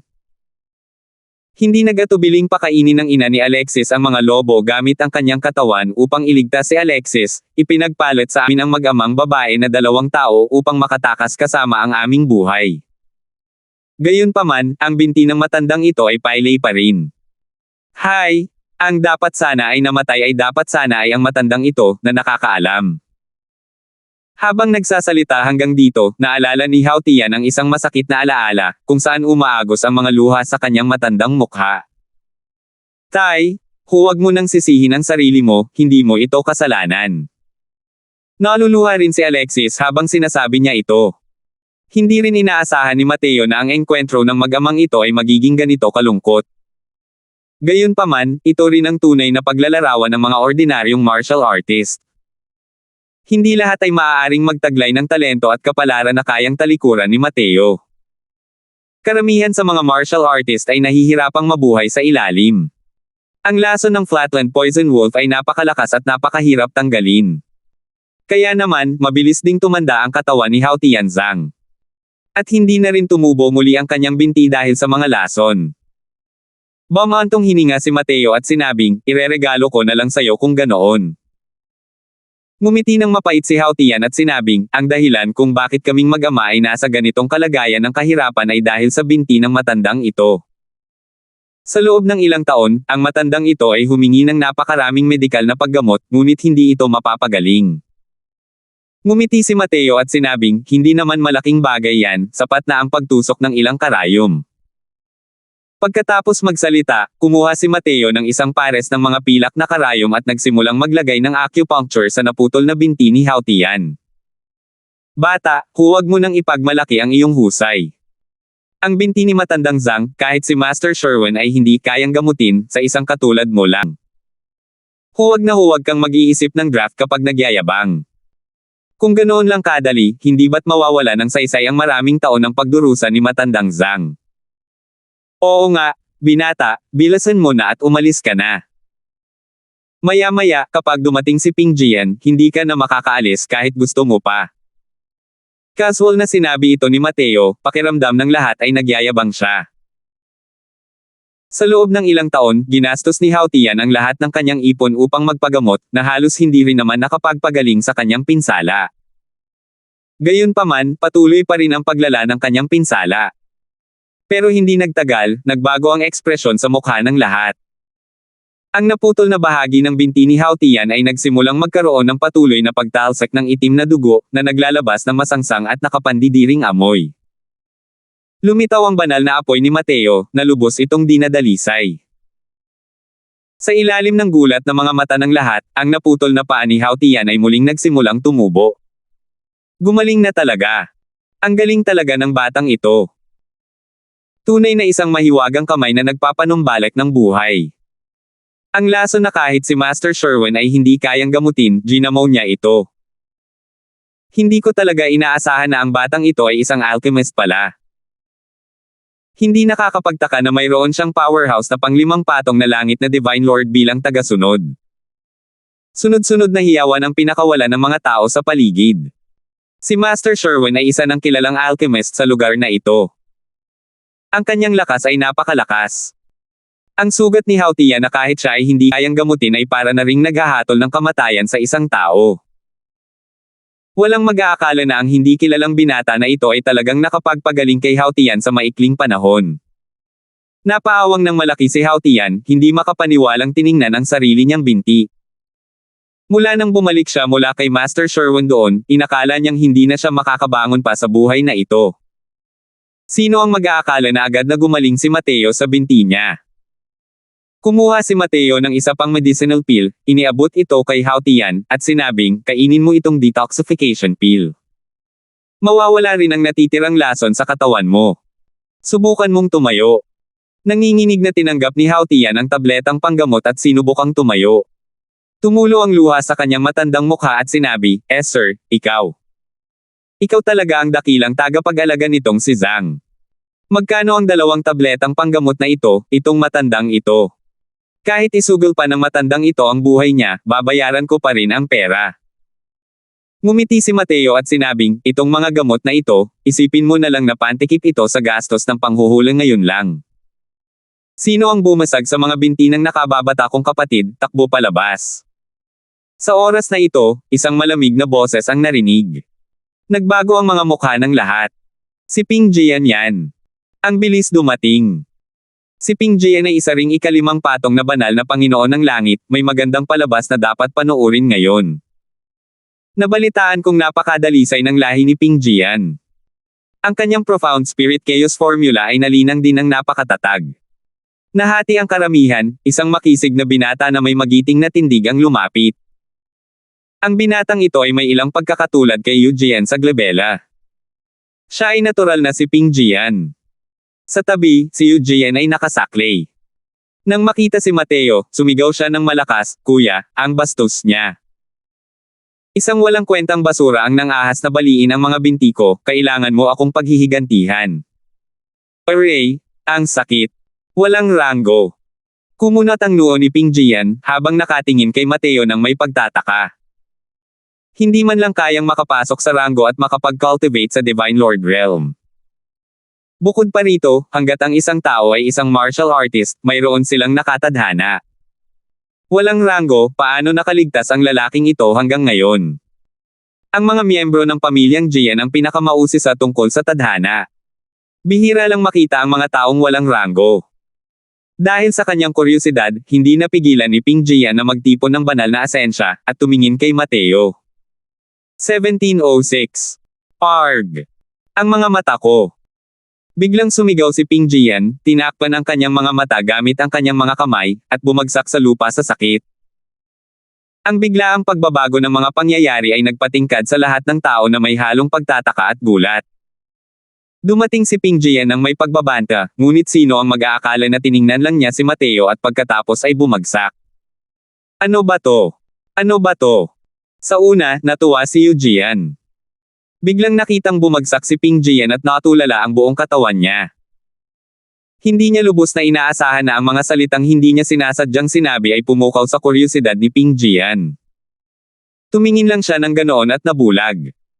Kuya, anong problema mo? Huwag mo akong takutin. Gulat na sabi ni Yujian. Sakit. Ang sakit ng mga mata ko. Malungkot na sigaw ni Ping Jian. Nakaramdam si Yujian ng takot, hindi niya alam kung ano ang nangyari. Sunod-sunod na hiyawan ang pinalabas ng mga tao sa buong paligid. Anong nangyari? Ngayon lang, ginamit ni Ping Jian ang aura viewing art sa binata na yon, di ba? Hindi ba't walang rango ang kanyang kapalaran? Paano naging ganito si Ping Jian sa isang sulyap lang? Bakit ba tayo ayos lang kapag tinitingnan natin siya? Teka, naalala ko, sinabi ng binata kanina na kulang daw ang aura viewing art ni Yujian, baka naman. Sinabi pa niya na dahil dito hindi nabulag ang mga mata ni Yujian. Ito. Biglang nagising ang mga tao. Dati, sinabi ni Mateo na hindi bulag ang mga mata ni Yujian, kaya kulang pa rin ang kanyang aura viewing art. Ngayon, tiningnan ni Ping Jian si Mateo at nabulag siya. Na nangangahulugang hindi naman sa hindi nakapasok sa hanay ang tadhana ng binata, kundi dahil napakalakas nito. Anong klaseng tadhana ang magiging ganito kalakas? Iyon ay kahit papaano. Aura ng imperyo. Labis na nagulat ang lahat. Sa harap ng kanilang mga mata, posible kayang taglay niya ang maalamat na imperial na aura. Tumingin si Mateo kay Yujian at nakangiting sinabi, mukhang mas malalim ang kakayahan niya kaysa sa iyo, kaya nabulag siya. Pero ikaw, wala kang ang kwalipikasyon para mabulag. Nanginig ang buong katawan ni Yujian, hindi makapaniwalang nakatingin kay Mateo. Sa wakas ay naintindihan na niya ngayon ang ibig sabihin mga sinabi ni Mateo kanina. Sa wakas ay naintindihan na rin niya kung bakit biglang nagkaganito si Big Brother. Ikaw. Nasa maalamat na imperial na aura ka talaga. Ito. Imposible ito. Kakaibang sigaw ni Yujian. Nagkibit balikat si Mateo at walang magawang sinabi, hindi ko rin alam kung aura ng imperial iyon o hindi, dahil sa ngayon, wala pang makakapagsabi sa akin. Tungkol dito, hindi rin nakapagsalita si Mateo. Gusto rin niyang malaman kung ano nga ba talaga ang kanyang kapalaran. Ngunit nakalulungkot, maging si Sigmund, na isang makapangyarihang nilalang, ay direktang nabulag matapos itong tumingin. Hula-hula lang din ni Sigmund ang aura ng imperial. Ilang beses na nagbago ang ekspresyon ng mukha ni Yujian. Ang mga salitang ito, parang napakayabang. Pero, kung ang aura ng imperial ang dahilan, ituturing siya ng Profound Secrets Pavilion bilang isang panauhing pandangal. Kung gayon, hindi na maaaring masaktan pa ang lalaking ito. Kailangang malaman ng isa, na ang mga taong may imperial na aura, maliban na lang kung may aksidente, ay magiging mga makapangyarihang tao na magbibigay inspirasyon ng paghanga sa isang rehiyon. Ang ganitong uri ng mga tao, kahit ang pamilyang Jian ay kinailangang makipagkaibigan sa kanya. Tutal, ang Extreme Light Imperial City ay isa lamang imperial na lungsod. Kahit na teritoryo ito ng pamilyang Jian, ang pinakamalakas dito ay ang Celestial Deity Realm lamang. Ang pakikipagkaibigan sa mga magiging makapangyarihang tao, isa rin itong mahalagang dahilan para sa kapangyarihan ng pamilya Jian. Dahil mayroon silang mga matang may karunungan, na wala sa iba, alam nila kung paano gumawa ng kanilang pagpili. Kasabay nito, ang mga miyembro ng pamilyang Jian ay maangas din. Kung kulang ang iyong kapalaran, hindi ka man lang nila bibigyan ng pagkakataong sulyapan. Dahan daw ang naglakad si Mateo sa harap ni Ping Jian. Nagbago ang mukha ni Yujian, at natarante niyang sinabi, anong gusto mong gawin? Binabalaan kita, ang kuya ko ay miyembro ng Profound Secrets Pavilion. Kung maglalakas loob kang hawakan ang kahit isang hibla ng buhok niya, talagang hindi ka makakaalis ng lungsod ng buhay. Hindi man lang siya tiningnan ni Mateo. Lumuhad siya at sinabi kay Ping Jian ang tawag mo, di ba? Paano kung makipagkasundo tayo? Dahil sa matinding sakit na nararamdaman ni Ping Jian sa simula, mas gumaling na siya ngayon. Ngunit hindi niya maimulat ang kanyang mga mata, at tumulo rin ang luhang naipon niya gaya ni Sigmund. Paano niya hindi pa rin maintindihan sa oras na ito na ang binatang ito sa harap niya ay isang taong may napakasayang kapalaran. Pero binulag ng lalaking ito ang mga mata niya. Whoosh! Biglang sumugod si Ping Jian. Mapunta ka sa impyerno. Sinong gustong makipagkasundo sa'yo? Sabi ni Ping Jian nang may nakakapangilabot ng ngiti. Masyadong biglaan at mabilis ang eksenang ito hanggang sa hindi na nakareact ang lahat. Mga sigaw ng bulalas ang maririnig sa paligid. Ginoo, mag-ingat po kayo. Namutla ang mga mukha ni Hao Tian at Alexis habang sumisigaw sa gulat. Putok. Nabasag ang mga tabla ng sahig at kalat ang mga kalat kung saan-saan. Ang marahas na pag-atake ng isang ikalimang patong na banal na Panginoon sa langit, gaano kagulat ang kaguluhan. Lubog na lugmok ang puso ng lahat. Hindi nila inaasahan na si Ping Jian ay talagang ganito kadespotiko, na direktang magbibigay ng nakamamatay na suntok. Masyadong malapit sina Mateo at Ping Jian. Bukod pa rito, napakalaki ng pagkakaiba ng lakas. Imposibleng umiwas. Sa ilalim ng suntok na ito, paano pa kaya nabubuhay si Mateo? Hahaha, anong uri ng imperial na aura? Hindi ba't natalo ko pa rin siya hanggang sa mamatay sa isang suntok lang? Sabi ni Ping Jian sabay tawa ng matindi. Ang pagbulag ni Mateo sa kanyang mga mata ay katumbas ng pagsira sa kanyang kinabukasan. Kaya paano siya hindi magagalit? Bukod dito, binali pa ng lalaking ito ang mga binti ng kanyang nakababatang kapatid. Ang ganitong klase ng lalaki, kahit may imperial aura pa siya, hindi rin pwede. Hay nako! Kawawa naman ang binata na ito, ang maalamat na imperial na aura. Gusto niyang ipagtanggol ang mag-amang Hao Tian, pero hindi rin niya iniisip kung gaano kalakas ang Profound Secrets Pavilion. Isang taong labis na nagpapahalaga sa sarili niyang lakas. Ang isang First Layer Heaven Divine Lord ay halos kapantay ng isang Fifth Layer Heaven Divine Lord. Ano pa nga ba ito kung hindi ang pagnanasa sa kamatayan? Sa gitna ng karamihan, may mga taong nagreklamo, may mga taong nakaramdam na si Mateo ay masyadong walang karanasan. Nanlambot ang mga binti ni Alexis, diretsyong napaupo sa lupa. Ang biglaang pagbabago ng mga pangyayari ay naging dahilan upang hindi siya makatayo. Ang mga mata mo ay dumanas ng negatibong reaksyon mula sa Heavenly daw. Kahit na gumaling ka na, napakahirap pa ring makabawi sa tugatog nito. Ayaw mo ba? Gumaling. Sa oras na ito, sa gitna ng alikabok, isang mahinang boses ang narinig. Lahat ay may gulat sa mga mukha. Ang batang ito. Hindi ba patay? Paano ito naging posible? Walang tigil sa pagtawa si Ping Jian. Biglang nawala ang ngiti sa kanyang mukha, bakas ang pagkamangha sa kanyang mukha. Ikaw. Paanong hindi ka namatay? Gulat na sabi ni Ping Jian. Malamig na sabi ni Mateo, medyo wala ka pa ring kakayahan para patayin ako. Sa ngayon, dapat kang magpasalamat na miyembro ka ng Profound Secrets Pavilion. Kung hindi, patay ka na.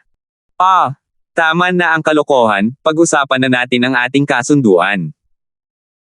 Tutulungan kitang gamutin ang iyong mga mata, pero dapat kayong manampa ng isang heavenly daw na hindi kayo papayagang maghanap ng gulo muli sa mag-amang Hao Tian sa hinaharap. Nanginig ang buong katawan ni Ping Jian at sinabi niya, ikaw. Kaya mong gamutin ang mga mata ko. Malamig na sabi ni Mateo, natural ko itong magagamot. Sa katunayan, may layunin pa rin akong pumunta sa Extreme Light Imperial City ngayon. Ito ay para tulungan si Sigmund, Elder Jian, na gamutin ang kanyang mga mata. Nanginig muli si Ping Jian at hindi makapaniwalang sinabi, ang mga mata ni Elder Jian, maaari kayang dahil ginamit niya ang aura viewing art sa iyo. Tumanggaw si Mateo at sinabing, tama. Sasang-ayon ka ba sa transaksyong ito? Nabigla ang puso ni Ping Jian hanggang sa hindi na ito maaaring lumagpas pa sa matinding kirot. Sinagot ni Elder Jian ang imbitasyon ng Riverlock Capital City noong nakaraang pagkakataon at nagdaos ng isang subasta. Pagkabalik niya, nabulag ang kanyang mga mata. Hanggang ngayon, hindi pa rin ito gumagaling. Pero hindi kailanman inakala ni Ping Jian na nabubulag pala si Elder Jian sa pagtingin kay Mateo. 1707. Natural lang na walang dahilan si Ping Jian para tumanggi. Kahit na labis na nag-aatubili si Yu Jian, alam din niya na napakahalaga ng mga mata ni Kuya. Dahil wala siyang magawa, ang tanging nagawa niya ay ang panunumpa sa langit nung daw. Dahil dito, labis na nabalisa si Hao Tian. Hinayla ang kanyang anak na si Alexis, lumuhad sila sa harap ni Mateo nang may malakas na kalabog. Ang matandang ito ay lumuluhod salamat sa biyaya ng muling pagsilang ni Ginoong. Dali-daling tinulungan ni Mateo na itayo ang mag-amang Hao Tian at nakangiting sinabi, masyadong magalang ang elder. Masunurin at matino si Alexis. Sayang kung madungisan ng masamang tao. Kailangan lang magtaas ng daliri. Elder, hindi mo na kailangang isa puso pa. Gayunpaman, mahusay talaga ang iyong kakayahan sa panghuhula. Totoong nagkatotoo ang lahat ng ito, kuo. Namula sa hiya si Hao Tian. Hindi rin niya inaasahan na ang problema ni Mateo ay siya pala ang makakasagot. Si Hao Tian ay isang panlabas na apelyido ng pamilyang Jian, napakaliit ng kanyang lahi. Ngunit ang kanyang panghuhula ay talagang napakatumpak. Sa halip, nakinig si Yu Jian sa tabi hanggang sa maging berde ang mukha nito. Ano ang ibig sabihin ng pagdungis ng isang masamang tao? Hoy, marunong ka bang magsalita ng lengguwahe ng tao o hindi? Bakit naman nilalapastangan ng masamang tao ang pariralang iyan? Galit na sabi ni Yu Jian. Lumingon si Mateo para tingnan siya at nakangiting sinabi, sabi mo ngang masama kang tao, tinatanong mo kung may pagtutol sila. Nagbago ang ekspresyon ni Yu Jian.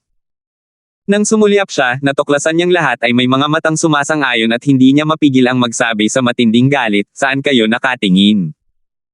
Tuloy lang ang tingin at mabubunot ang mga mata ninyo. Bahagyang nagbago ang ekspresyon ng lahat, pinigilan ang kanilang mga sarili. Paf! Hindi na napigilan ni Alexis ang sarili at agad na tumawa. Dadaldal mo pa ba? Hindi mo pa rin ginagamot ang mga mata ko. Tanong ni Ping Jian ang may inis. Pati ang mga binti ko. Dagdag ni Yu Jian. Napakalakas ng suntok ni Cooper. Natural na imposibleng hayaang makabawi si Yu Jian gamit ang banal na asensya. Malamig na sabi ni Mateo, wala sa usapan ang mga binti mo.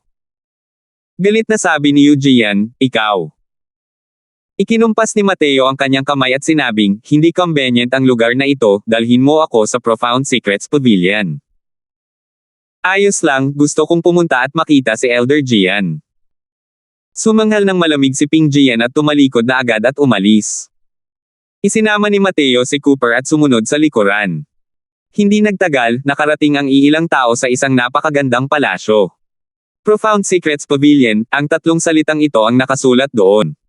Deacon Jian, anong problema mo? Nang makita ng gwardya si Ping Jian na lumuluha, hindi niya napigil ang lumapit at salubungin ito na namumutla sa takot. Kumaway si Ping Jian at sinabing, wala. Dalhin mo kami sa likod bahay, gagamutin niya ang mga mata ko. Dali-daling tumugon ang gwardya at dinala si Mateo at ang iba pa sa likurang bulwagan.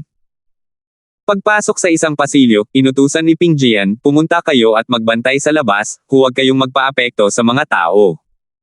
Opo. Sagot ng gwardya at agad na lumabas. Bilisan mo. Binabalaan kita, kung may anumang nakatagong karamdaman na maiiwan sa mga mata ko, papapatayin kita ng napakasama. Napakasama.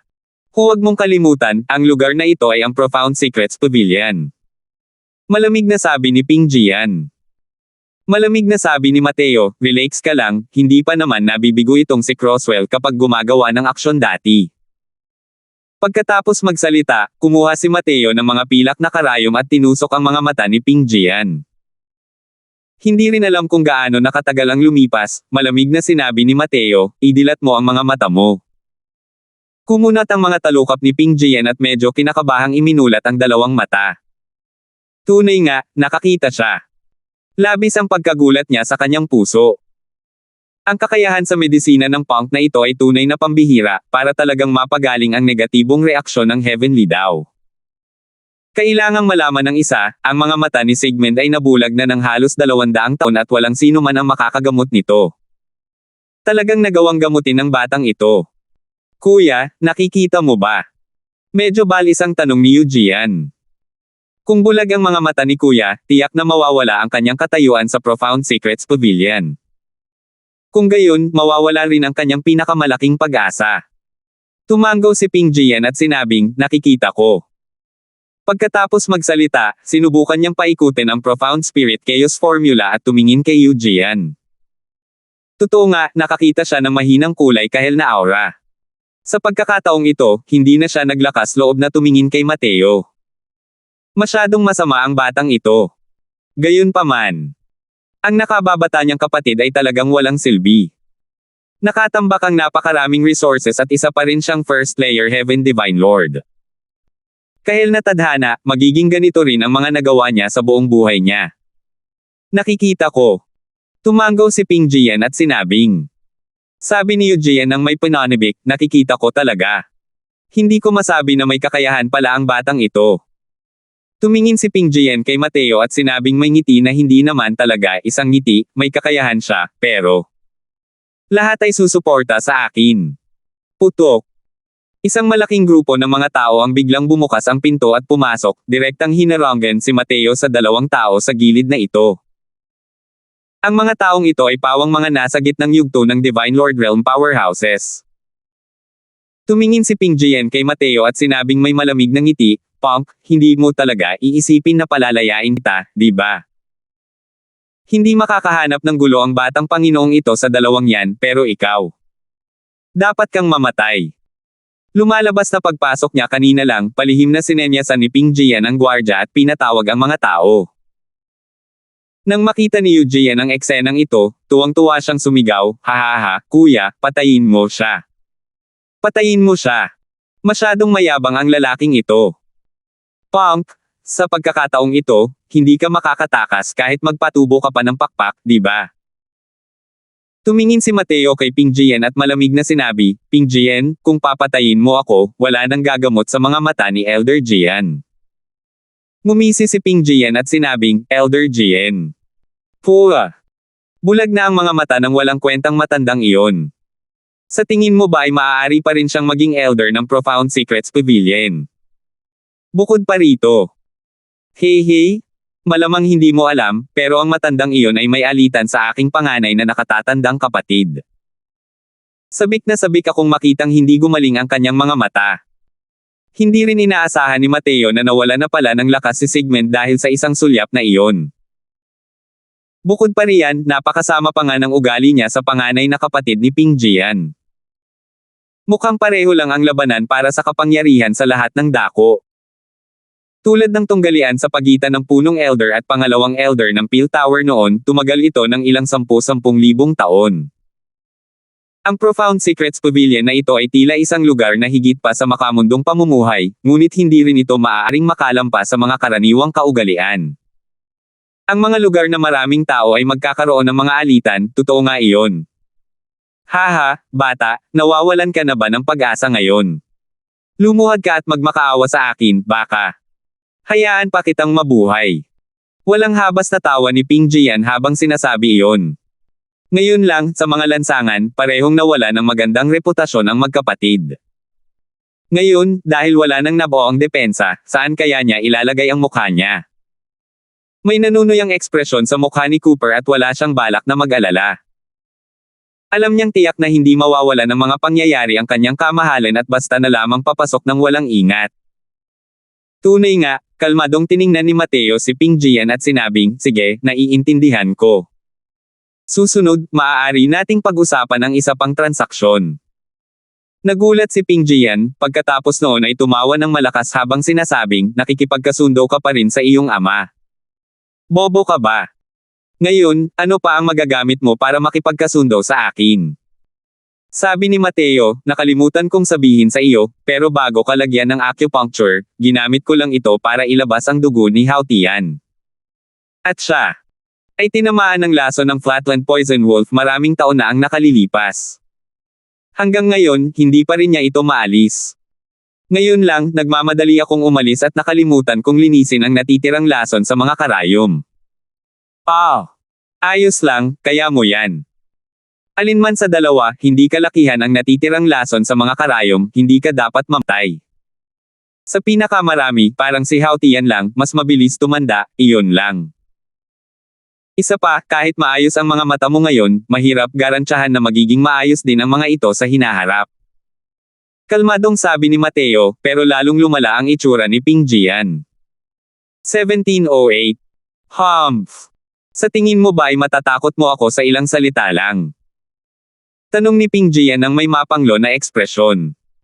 Hindi ko alam kung bakit, pagkatapos sabihin ito ni Mateo, medyo nangati ang mga mata niya. Hindi ko alam kung psikolohikal na epekto ba iyon o hindi. Bahagyang ngumiti si Mateo at sinabing, hindi mo ba alam na ang mga taong hindi masyadong masasaktan ay mga alchemist? Kaya kitang gamutin, kaya natural lang, kaya kitang gamutin hanggang sa mamatay. Sa tabi, biglang nagsalita si Eugene ng medyo kinakabahan, Kuya, nalason nga si Hautian ang lason ng Flatland Poison Wolf. Pero ngayon ko lang nakita na muling gumaling ang naputol niyang paa. Ito. Totoo nga siguro. Nagbago ang ekspresyon ni Ping Jian. Lalong nanginig ang kanyang mga mata, at hindi niya napigil ang kuskusin ito ng 2 beses. Ngumiti si Mateo nang makita ang sitwasyon at sinabing, ngayon, maaari ba nating pag-usapan ang susunod na transaksyon? Sumimangot si Ping Jian at nagtanong, ano ang kailangan mo? Malamig na sabi ni Mateo, isama mo ako kay Elder Jian. Malungkot ang ekspresyon ni Ping Jian hanggang sa halos tumulo na ito ng tubig. Nakakabaliw talaga ang mga tao sa batang ito. Malinaw na na-corner na siya, pero kinailangan ka pa niyang kontrahin. Kailangan pa rin niyang maging nasa ilalim ng kanyang kapangyarihan sa sarili niyang lungga. Ang mabahong hiningang ito na nakabara sa puso niya ay talagang nakakapagpailang sa mga tao. Pero wala siyang ibang magawa kundi pigilin ito. Ang laso ng Flatland Poison Wolf ay kilala sa pagiging pumupuno ng buto na labis na nagpapahirap sa mga tao. Ito ang pinakamahirap pahirapan. Bukod pa rito, napakahirap itong alisin. Nalason ang bahagi ng kanyang mata. Sa hinaharap, malamang na magiging bulag siyang muli. Dahil kayang linisin ni Mateo ang lason, hindi niya ito pinagdudahan. Kaya pa nga niyang gamutin ang negatibong reaksyon ng Heavenly daw, kaya natural lang na wala ang lason na ito. Pero ang pagdala sa kanya para makita si Sigmund ng ganito lang, ayaw din niya sa puso. Tunay na masakit na desisyon. Sa wakas, nagngingit-ngit si Ping Jian at sinabing, ituring mo ang iyong sarili na walang awa. Dinala ni Ping Jian si Mateo sa isang napakaliit na bahay at sinabi sa seryosong boses, ito na. Tiningnan ni Mateo ang bahay na ito at hindi niya maiwasang mamangha. Isang ikasyam na patong na langit na banal na Panginoon, para sa isang imperial na lungsod, ang kanilang katayuan ay napakataas. Gayunpaman, si Sigmund ay talagang nakatira sa isang napakaliit na bahay. Talagang sira-sira ito. Parang nitong mga nakaraang taon, malamang na dumana si Sigmund ng matinding ostracismo. Naglakad si Mateo papunta sa pinto, tinipon ang banal na asensya, at sinabi sa malinaw na boses, Junior Mateo, humiling ka ng isang pakikipag-usap kay Senior Sigmund. Maya-maya, isang matandang boses ang narinig mula sa loob. Huho! Iniisip ko kung sino iyon. Lumabas na si little friend Mateo pala iyon. Tuloy po kayo. Malinaw na nag-isip din ng matagal si Sigmund bago maalala kung sino si Mateo. Ang medyo ikinagulat ni Mateo ay wala man lang kahit kaunting hinanakit sa boses ni Sigmund na para bang isa itong matandang kaibigan na matagal na niyang hindi nakikilala. Dapat malaman ng isa, ang dahilan kung bakit napunta si Sigmund sa ganitong sitwasyon ay lubos na dahil kay Mateo. Kahit walang ginawa si Mateo, ilan ba sa mundong ito ang tunay na kayang bitawan ito? Kung iba ang dahilan, malamang na sila ang sisisihin nito. Hindi inakala ni Mateo na ganoon pala kabukas ang isipan ni Sigmund.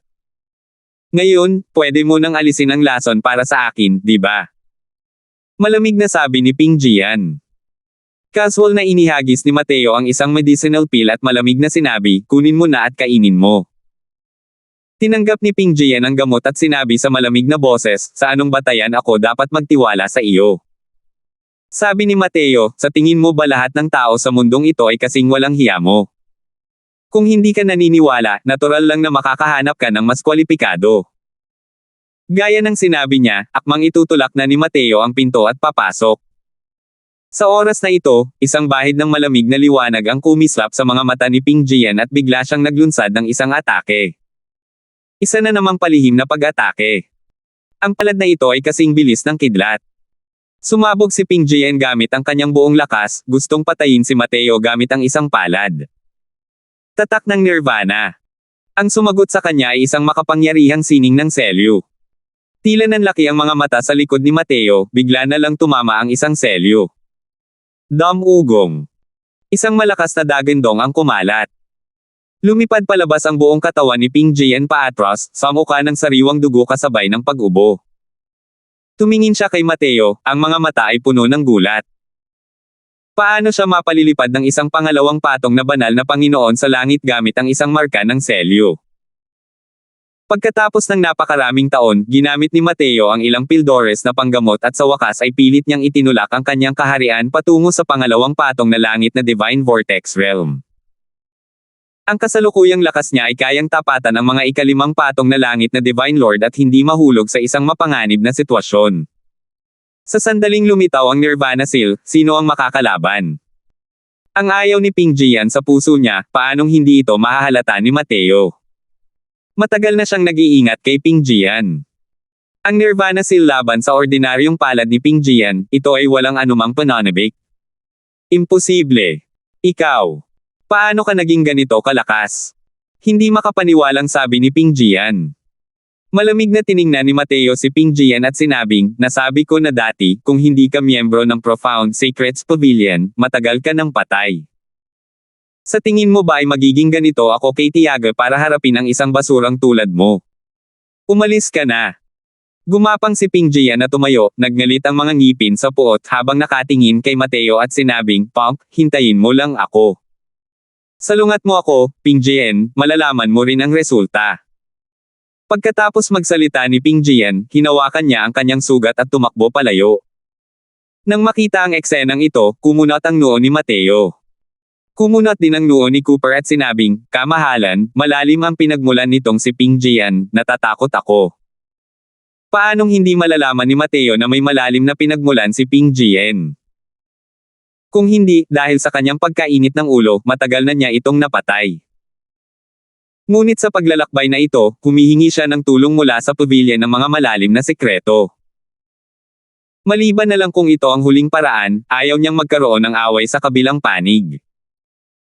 Umiling si Mateo at sinabing, kapag dumating ang mga sundalo, gumamit ng general para pigilan sila. Kapag tumaas ang tubig, gumamit ng lupa para pigilan ito. Pumasok ka. Itinulak ang pinto at pumasok, hindi naman kalakihan ang bahay.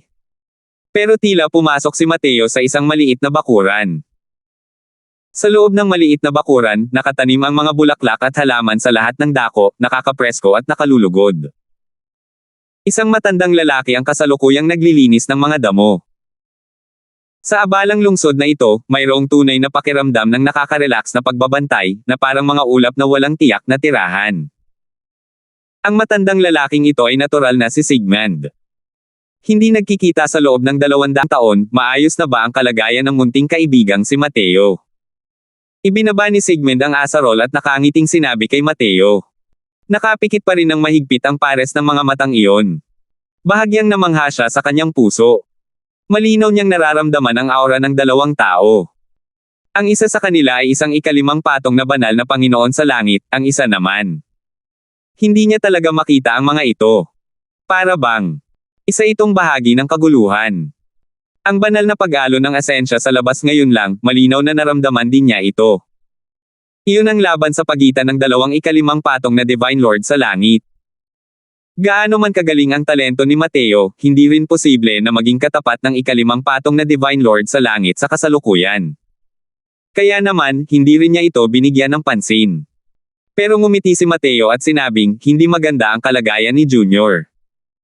Hindi ba't pumunta ako rito para humingi ng tulong kay Senior? Medyo nagulat si Sigmund nang sabihin niya, anong problema? Ngumiti si Mateo at sinabing, hindi naman minamadali ang usapin ko. Bagkus, ang mga araw na walang ginagawa at walang ginagawa ni Senior ay labis na ikinagulat ni Mateo. Hinaplos ni Sigmund ang kanyang balbas at ngumiti habang sinasabi, sa tingin mo ba ay dapat na mawalan ng sigla ang matandang ito at magdusa sa isang miserableng buhay ngayon, naghihintay na mamatay? Ngumiti si Mateo at sinabing, kuho, si Mateo ang humatol gamit ang sukatan ng isang maliit na tao. Ang lawak ng pag-iisip ng Senior, hinahangaan ni Mateo. Ngumiti si Sigmund at sinabing, tama rin ang sinabi mo. Ang ating dalawang mata ay may pambihirang kahulugan para sa ating mga miyembro ng pamilyang Jian. Ang pagkawala ng ating dalawang mata ay katumbas ng pagpagod ng ating kinabukasan. Ngunit kalaunan, unti-unting pinag-isipan ng matandang ito ang mga bagay-bagay. Kaya naman, namuhay ako ng mag-isa. Maya-maya, unti-unti kong naunawaan ang isang bagay. Napataas ang kilay ni Mateo at gulat na sinabi, "Senior talaga." Nahawakan na ang pintuan ng Celestial Deity Realm. Tumango at ngumiti si Sigmund habang sinasabing, "Nitong ilang taon, mayroon nga akong kaunting pangunawa. Pero para pag-usapan ang tungkol sa pagtagumpayan, malamang na kailangan ko pa ng mas maraming oras." 1709. Huho, mukhang dumating si Junior sa tamang oras. Buti na lang at hindi nakalusot si Senior. Kung hindi, mas magiging seryoso ang mga mata mo dahil sa reaksyon ni Heavenly daw at wala rin akong magagawa, nakangiting sabi ni Mateo. Nanginig ang buong katawan ni Sigmund at sinabi niya, anong ibig mong sabihin?" Sabi ni Mateo, sa pagkakataong ito, una ay para humingi ng tulong kay Senior. Pangalawa, natural lang na tulungan din si Senior na gamutin ang mga mata mo. Gulat na sabi ni Sigmund, ang ibig mong sabihin ay, ang mga mata ng matandang ito ay may pag-asa pa bang maibalik ang paningin. Ang negatibong reaksyon ni Heavenly daw ay parusa ni Heavenly daw sa mga martial artist. Natural na imposibleng gumaling ito ng madali. Matagal nang nawala ng pag-asa si Sigmund, kaya naman naging bukas din ang kanyang isipan. Dahil din dito kung kaya't naliwanagan ang kanyang isipan at naantig ang patong na iyon ng panandalian at panandaliang langit nung daw. Sa simula, dahil sa talento ni Sigmund, napakahirap makarating sa Celestial Deity Realm. Pero ngayon, sinabi sa kanya ni Mateo na may pag-asa pang maibalik ang paningin niya.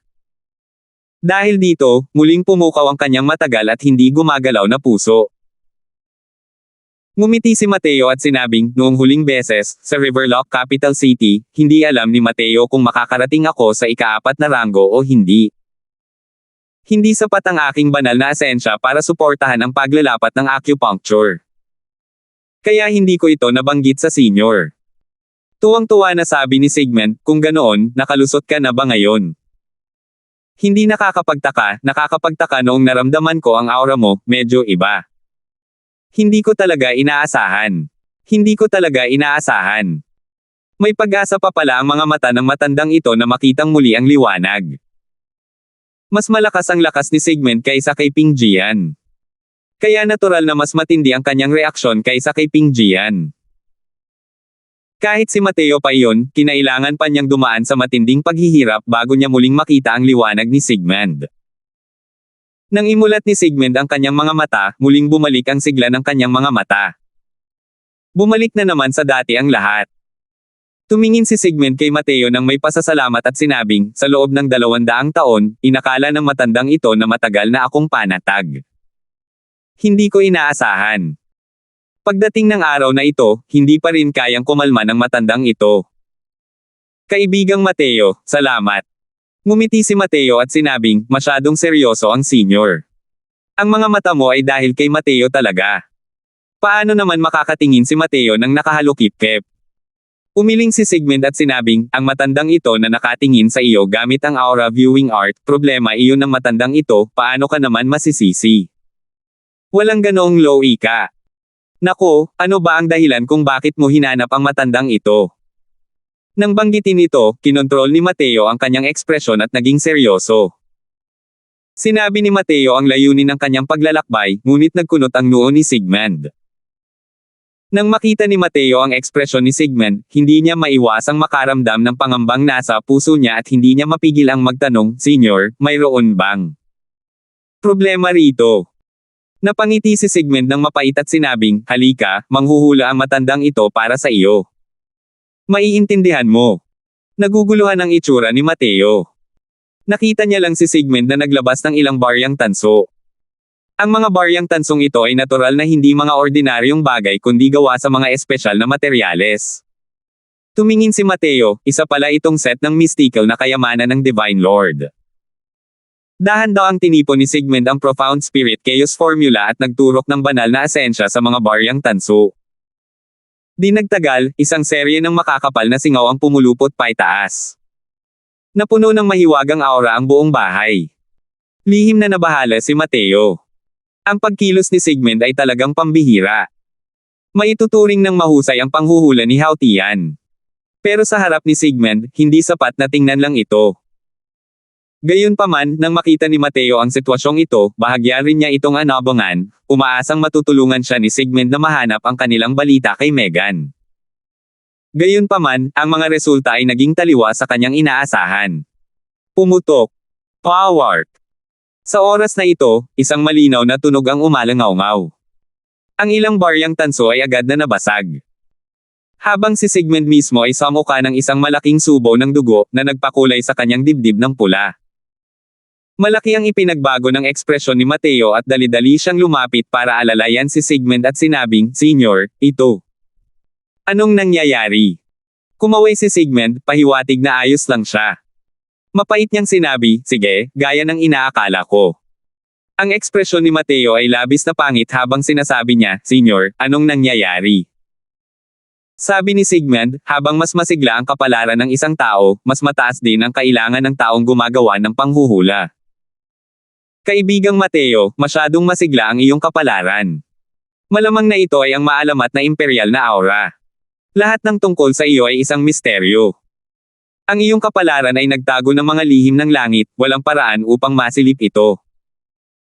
Kung hindi, ang matandang ito ay hindi rin makakatanggap ng anumang negatibong reaksyon mula sa Heavenly daw sa isang sulyap. Ang panghuhulang ito ay natural na pareho rin ang prinsipyo. Bumagsak ng husto ang puso ni Mateo.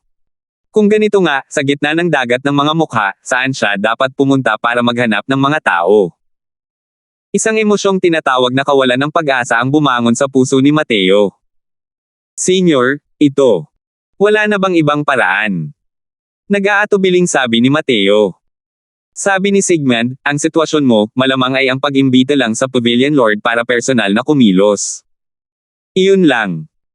Tuwang-tuwa si Mateo nang marinig iyon at sinabing, "Senyor, mahuhulaan ba ito ng Pavilion Lord?" Tumanggaw si Sigmund at sinabing, nauunawaan ng pamamaraan ng paglilinang ng Panginoon ng Pavilion ang misteryo ng magandang kapalaran. Ang kanyang mga nakamit sa augury ay lubos na nagagawa. Kung handa siyang kumilos, may kaunting pag-asa.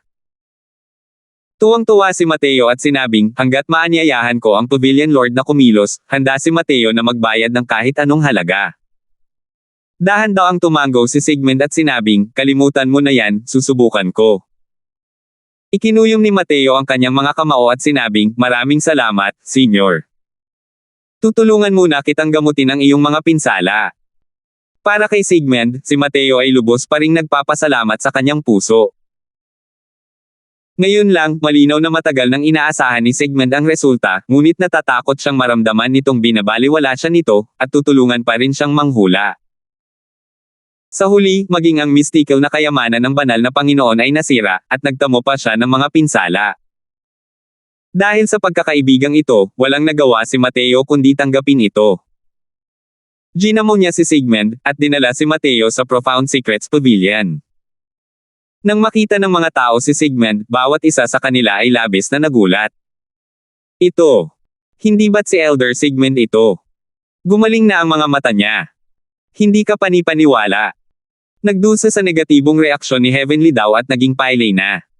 Sino ba ang napakalakas, para pagalingin ang kanyang mga mata? Hey, may isang bagay na sulit panoorin ngayon. Sa pagbabalik ni Elder Sigmund ng may kapangyarihan, ang Profound Secrets Pavilion ay magiging masigla muli. Dahil baldado na ang dalawang mata ni Sigmund at tiyak na magiging pailay siya, kaya naman aalis siya at mamumuhay ng mag-isa. Ang hindi paggamit ng aura viewing art ay katumbas ng isang pailay sa Profound Secrets Pavilion. Sigmund, ano ang dahilan ng pagpunta mo sa Profound Secrets Pavilion? Man! Nakakakita ang mga mata mo. Sa oras na ito, isang matandang lalaki ang biglang sumulpat sa harap, nakaharang sa daanan ng tatlong tao. Pero nang makita niyang nakabawi na ang paningin ni Sigmund, namutla siya sa takot. Tumingin si Sigmund sa dumating at sinabing may malamig na ngiti, oo, Xiaoning. Sobrang nadismaya ka, di ba? Malinaw na hindi maganda ang naging relasyon ng dalawa. Noon, nang mabulag si Sigmund, si Xiaoning ang gumawa ng lahat para pigilan at ilayo siya sa samahan ng nakatatanda. Ngayon, si Sigmund ay talagang bumalik ng may dominanti, paano siya hindi maaalarma. Nagbago ang ekspresyon ni Xiaoning, at malamig na sumangot, nakalimutan mo na ba ang mga patakaran ng Profound Secrets Pavilion? Ano ang problema sa pagdadala ng dalawang estranghero rito? Nakatatanda kuya. Sa pagkakataong ito, isa pang boses ang narinig. Lumingon si Mateo para tingnan, sino ba iyon kung hindi si Ping Jian? Tunay ngang nagtagpo ang mga kalaban sa isang makitid na landas. 1710. Nang makita ni Ping Jian si Mateo, sinabi niya ng may malamig na ngiti, ikaw yan. Hey, talagang nagkikita ang mga kalaban sa isang makitid na daan. Kumunat ang noo ni Xiaoning at sinabing, Junior brother, magkakilala kayo. Ngumiti si Ping Jian at sinabing, higit pa sa pagkakakilala sa isa't isa. Hey, muntik na akong mabulag sa batang ito. Panganay na kuya, kahit ano pa ang dahilan ng punk na ito, huwag kang sumang-ayon sa gusto niya. Tumawa si Xiaoning at sinabing, sigurado yan, kailangan pa bang sabihin ni Junior brother? Nanlamig ang mukha ni Mateo, at puno ng lamig ang mga mata niya nang tumingin kay Ping Jian. Hinahanap ng lalaking ito ang kamatayan hanggang sa huli. Kung mapuputol ang huling bakas ng pag-asa na makuha niya ang balita ni Megan, kahit na masaktan pa niya ang buong Extreme Light Imperial City, kailangan pa rin niyang patayin ang lalaking ito. Habang tinitingnan siya ni Mateo ng ganito, hindi lang siya nawalan ng malay, kundi nagpakita rin siya ng mapang-akit na tingin habang sinasabi, Brat, galit ka ba ngayon? Hey, walang silbi, ito ang resulta ng pagkakasala mo sa batang Panginoon na ito. Sumimangot si Sigmund at sinabing, tumabi ka, hihingi ako ng pagkakataong makipagkita sa Panginoon ng Pavilion. Ngumisi si Xiaoning nang marinig iyon at sinabing, Sigmund, huwag mong kalimutan ang iyong pagkakakilanlan. Hindi ka na elder ng Profound Secrets Pavilion sa kasalukuyan, anong karapatan mong pumunta at makipagkita sa Pavilion Lord? Sumimangot si Sigmund at sinabing, hindi naman elder ang matandang ito, pero hindi rin siya umalis sa Profound Secrets Pavilion. Xiaoning, kung maglalakas loob kang harangan ang daan ko, maglalaban tayo ngayon. Tumawa ng malakas si Xiaoning at sinabing, labanan mo nga, natatakot ba ako sa iyo? Malamig na ngumiti si Ping Jian at sinabing, Sigmund, ikaw ang natalong kalaban ng aking panganay na nakatatandang kapatid. Bakit ka nag-aalaga ng mga bulaklak at damo sa loob ng 200 taon? Pinatibay mo ba ang iyong ambisyon? Hindi pinansin ni Sigmund si Ping Jian at tumingin kay Xiaoning habang sinasabi, susuko ka ba o hindi?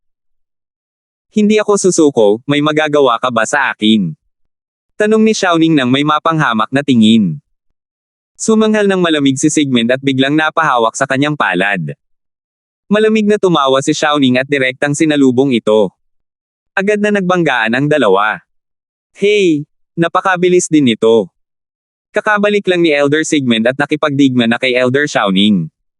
Pero hindi talaga katapat ni Elder Sigmund si Elder Xiaoning, nakakahiya ito. Ginagawa niya yun para sa batang yun, di ba? Sino ba siya, para ipagtanggol siya ng ganito? Ang labanan sa pagitan ng dalawang dakilang elder ay agad na nakaakit ng maraming tao upang pumalibot at manood. Pero hindi lahat ay masyadong optimistiko tungkol kay Sigmund. Tutal, nagpalitan na ng santukan ang dalawang tao noon, mas kaunti ang panalo at mas marami ang talo kay Sigmund. Ngunit di nagtagal, natuklasan ng lahat na may mali. Ang aura ni Sigmund ay kasalukuyang tumataas ng paunti-unti. Sa sandaling nagsimula sila, natuklasan ni Xiaoning na may mali. Tila ibang-iba itong Sigmund na ito kumpara sa dati. Putok. Bigla, inihampas ni Sigmund ang isang palad, direktang pinalipad palabas si Xiaoning. Kumabog ang diwa ni Xiaoning, habang nakatingin kay Sigmund ng may paghamak habang sinasabi, ikaw. Nahawakan mo pa nga ang pintuan na yan. Malamig na sabi ni Sigmund, kailangan ko pa ring magpasalamat sa iyo. Kung hindi dahil sa pagpapalayas mo sa akin mula sa Profound Secrets Pavilion, malamang isa na rin akong 9th-layer Heaven Divine Lord sa buhay na ito, di ba? Kung tutuusin, kaibigang Mateo, ang pinagmumula ng bagay na ito ay nasa iyo pa rin. Kung iisipin mo ngayon, ang kaibigang Mateo ay may malaking kapalaran, na kinabang ako sa iyong liwanag. Ngumiti si Mateo at sinabing, si Senior ang dapat na maging ganito ang kapalaran. Paano naman masasabing may kredito si Mateo? Umiling si Sigmund at sinabing, ang mga miyembro ng aking pamilyang Gian ang pinakamadalas naniniwala sa ganitong uri ng tadhana. Mahina ang aking lakas at hindi ko makita ang mga hangganan, ngunit nahuhulaan ko rin ang ilan dito. Sige, tara na. Ang ekspresyon ni Xiaoning ay walang kapantay na pangit habang galit ang sinasabi, Sigmund. Huwag kang maglakas loob. Dinala ni Sigmund si Mateo at naglakad palayo mula sa gilid, ayaw man lang sumulyap dito. Walang babala, isang nakakatakot na aura ang bumaba mula sa langit. Power! Para bang tinamaan ng kidlat ang tatlong tao ni Mateo, at direktang bumubuga ng sariwang dugo. Makapangyarihang Diyos ng langit. Nagbago ang mukha ni Mateo at nagngingit-ngit siya at sinabing. Malinaw na hindi pala kaibigan ang makapangyarihang Diyos na ito sa kalangitan. Sa unahan, isang figure ang dahan-daang lumabas, ang tingin ay parang kidlat. Nang makita ito ni na Xiaoning at Ping Jian, hindi nila napigil ang sabihin sa tuwa, Guro. Nagbago rin ang ekspresyon ni Sigmund at napasigaw siya, Grand Elder Tudor Jian. Malamig na tiningnan ni Tudor Jian si Sigmund at sinabi sa isang seryosong boses, Sigmund, lalo kang nagiging magulo. Nandito pa ba ako, ang dakilang matandang ito, sa iyong mga mata? Nagbago ang ekspresyon ni Sigmund at nagngingit-ngit siya at sinabing, Sigmund. Hindi maglakas loob si Sigmund. Sa harap ng isang makapangyarihang Diyos sa langit, si Sigmund ay walang kahit anong tiwala sa sarili. Sumanghel si Tudor Jian ng malamig at sinabing, hindi ka maglalakas loob. Kung hindi ako pumunta, jijibain mo ba itong Profound Secrets Pavilion? Man! Isang mahinahong usapan, ngunit ang mga salitang ito ay hinaluan ng presyon ng isang makapangyarihang Diyos sa langit. Si Sigmund ay muling samuka ng isang matandang dugo. Kahit na makakita ka na ulit, hindi mo pa rin nakukuha ang posisyon ng pagiging elder sa kasalukuyan. Nangahas ka pa talagang atakihin ang elder ng isang Profound Secrets Pavilion. Sino ang nagbigay sa iyo ng ganitong kagalit? Man! Malamig na sabi ni Tudor Jian. Sa tabi, ang iba ay tahimik na parang mga sikada sa taglamig. Habang sina Xiaoning at Ping Jian ay may mga nasasabik na tingin. Nang si Tudor Jian ang tumayo para sa kanila, agad na nanigas ang kanilang baywang. Guro, iginiit ni Sigmund na dalhin ang hindi kilalang batang ito para makita ang Pavilion Lord ngayon lang. Pinigilan ko siya at inatake niya ako. Wala talagang pidyaw sa kanyang galit. Galit na saway ni Xiaoning. Sumulyap si Tudor Jian kay Mateo at malamig na sumangot, naiintindihan ng Panginoon ng Pavilion ang mga sekreto ng langit araw-araw, kaya paano siya magkakaroon ng oras para makipagkita sa isang walang kwentang bata. Sigmund, lalo kang nagiging katawa-tawa. Tara, mga kasama. Ikulong si Sigmund at ikulong ng 30 taon para maparusahan siya. Nagbago ang ekspresyon ng mukha ni Mateo, hindi niya inaasahan na aabot sa ganito ang sitwasyon. Sa harap ng isang makapangyarihang celestial deity, wala siyang kahit kaunting lakas na kayang labanan. Malinaw na sinasadyang pigilan ni Tudor Jian na ito si Sigmund para ipagtanggol ang kanyang mga disipulo. Pero isa siyang makapangyarihang Diyos na celestial deity, at wala ni isa sa kanila ang may kakayahang pabulaanan ang lahat. Senior, hindi ito tungkol kay Senior Sigmund. Itong si Croswell ang nagutos sa kanya na dalhin ako para humingi ng pagkakataong makipagkita sa Pavilion Lord at ituring ang kanyang mga mata bilang kondisyon. Kung gusto ni Senior na parusahan, hayaan mo na lang itong si Croswell. Humarang si Mateo sa harap ni Sigmund at hindi nagsalita ng may paggalang o pagmamataas. Kung hindi lang dahil sa pakikipagkita sa Pavilion Lord, matagal na sana'y nag-away si Mateo. Pero para makuha ang balita ni Megan, kinailangan niyang magtiis. Kung masaktan man lang niya ang isang celestial deity powerhouse, malamang wala na talaga siyang pag-asa. Tumingin si Tudor Jian kay Mateo at sinabing may malamig na ngiti, ito ang panloob na usapin ng aking Profound Secrets Pavilion. Sino ka ba, para manggahas na makialam sa mga usapin ng upuang ito? Isa pa, basta ka na lang pumasok sa Profound Secrets Pavilion, kaya ba gusto mo pa ring makatakas sa parusa ng upuang ito? Wala ni isa sa inyong tatlo ang makakatakas. Pagkatapos magsalita, ang katawan ni Tudor Jian ay nagpakawala ng isang walang kapantay na makapangyarihang pandaigdig at durog na sumugod patungo kay Mateo. Biglang namutla ng husto ang kutis ni Mateo. Ito ang kapangyarihang pandaigdig na pagmamayari ng isang ikatlong patong na langit na celestial deity, gaano ito kalakas. Lihim na pinaikot ni Mateo ang Chaos Divine Essence, pilit na nilalabanan ang pressure na ito na kayang magpabagsak ng mga bundok at magpabaligtad ng mga dagat. Bahagyang nagulat si Tudor Jian sa kanyang puso, hindi inaasahan na ang isang maliit na pangalawang patong na langit na Divine Lord ay makakayanan ang kanyang presyon. Ngumisi siya sa loob-loob at akmang gagawa na sana ng paraan para pabagsakin si Mateo nang biglang umalangaw-ngaw ang isang walang pakialam na boses sa Profound Secrets Pavilion. Tudor Jian, hayaan mo siyang umakyat. Nagbago ang ekspresyon ni Tudor Jian, puno ng pagdududa ang kanyang mga mata, habang labag sa loob niyang sinabi, "Opo, Pavilion Lord. Salamat po at sinamahan ninyo ako, ingat lagi mga master."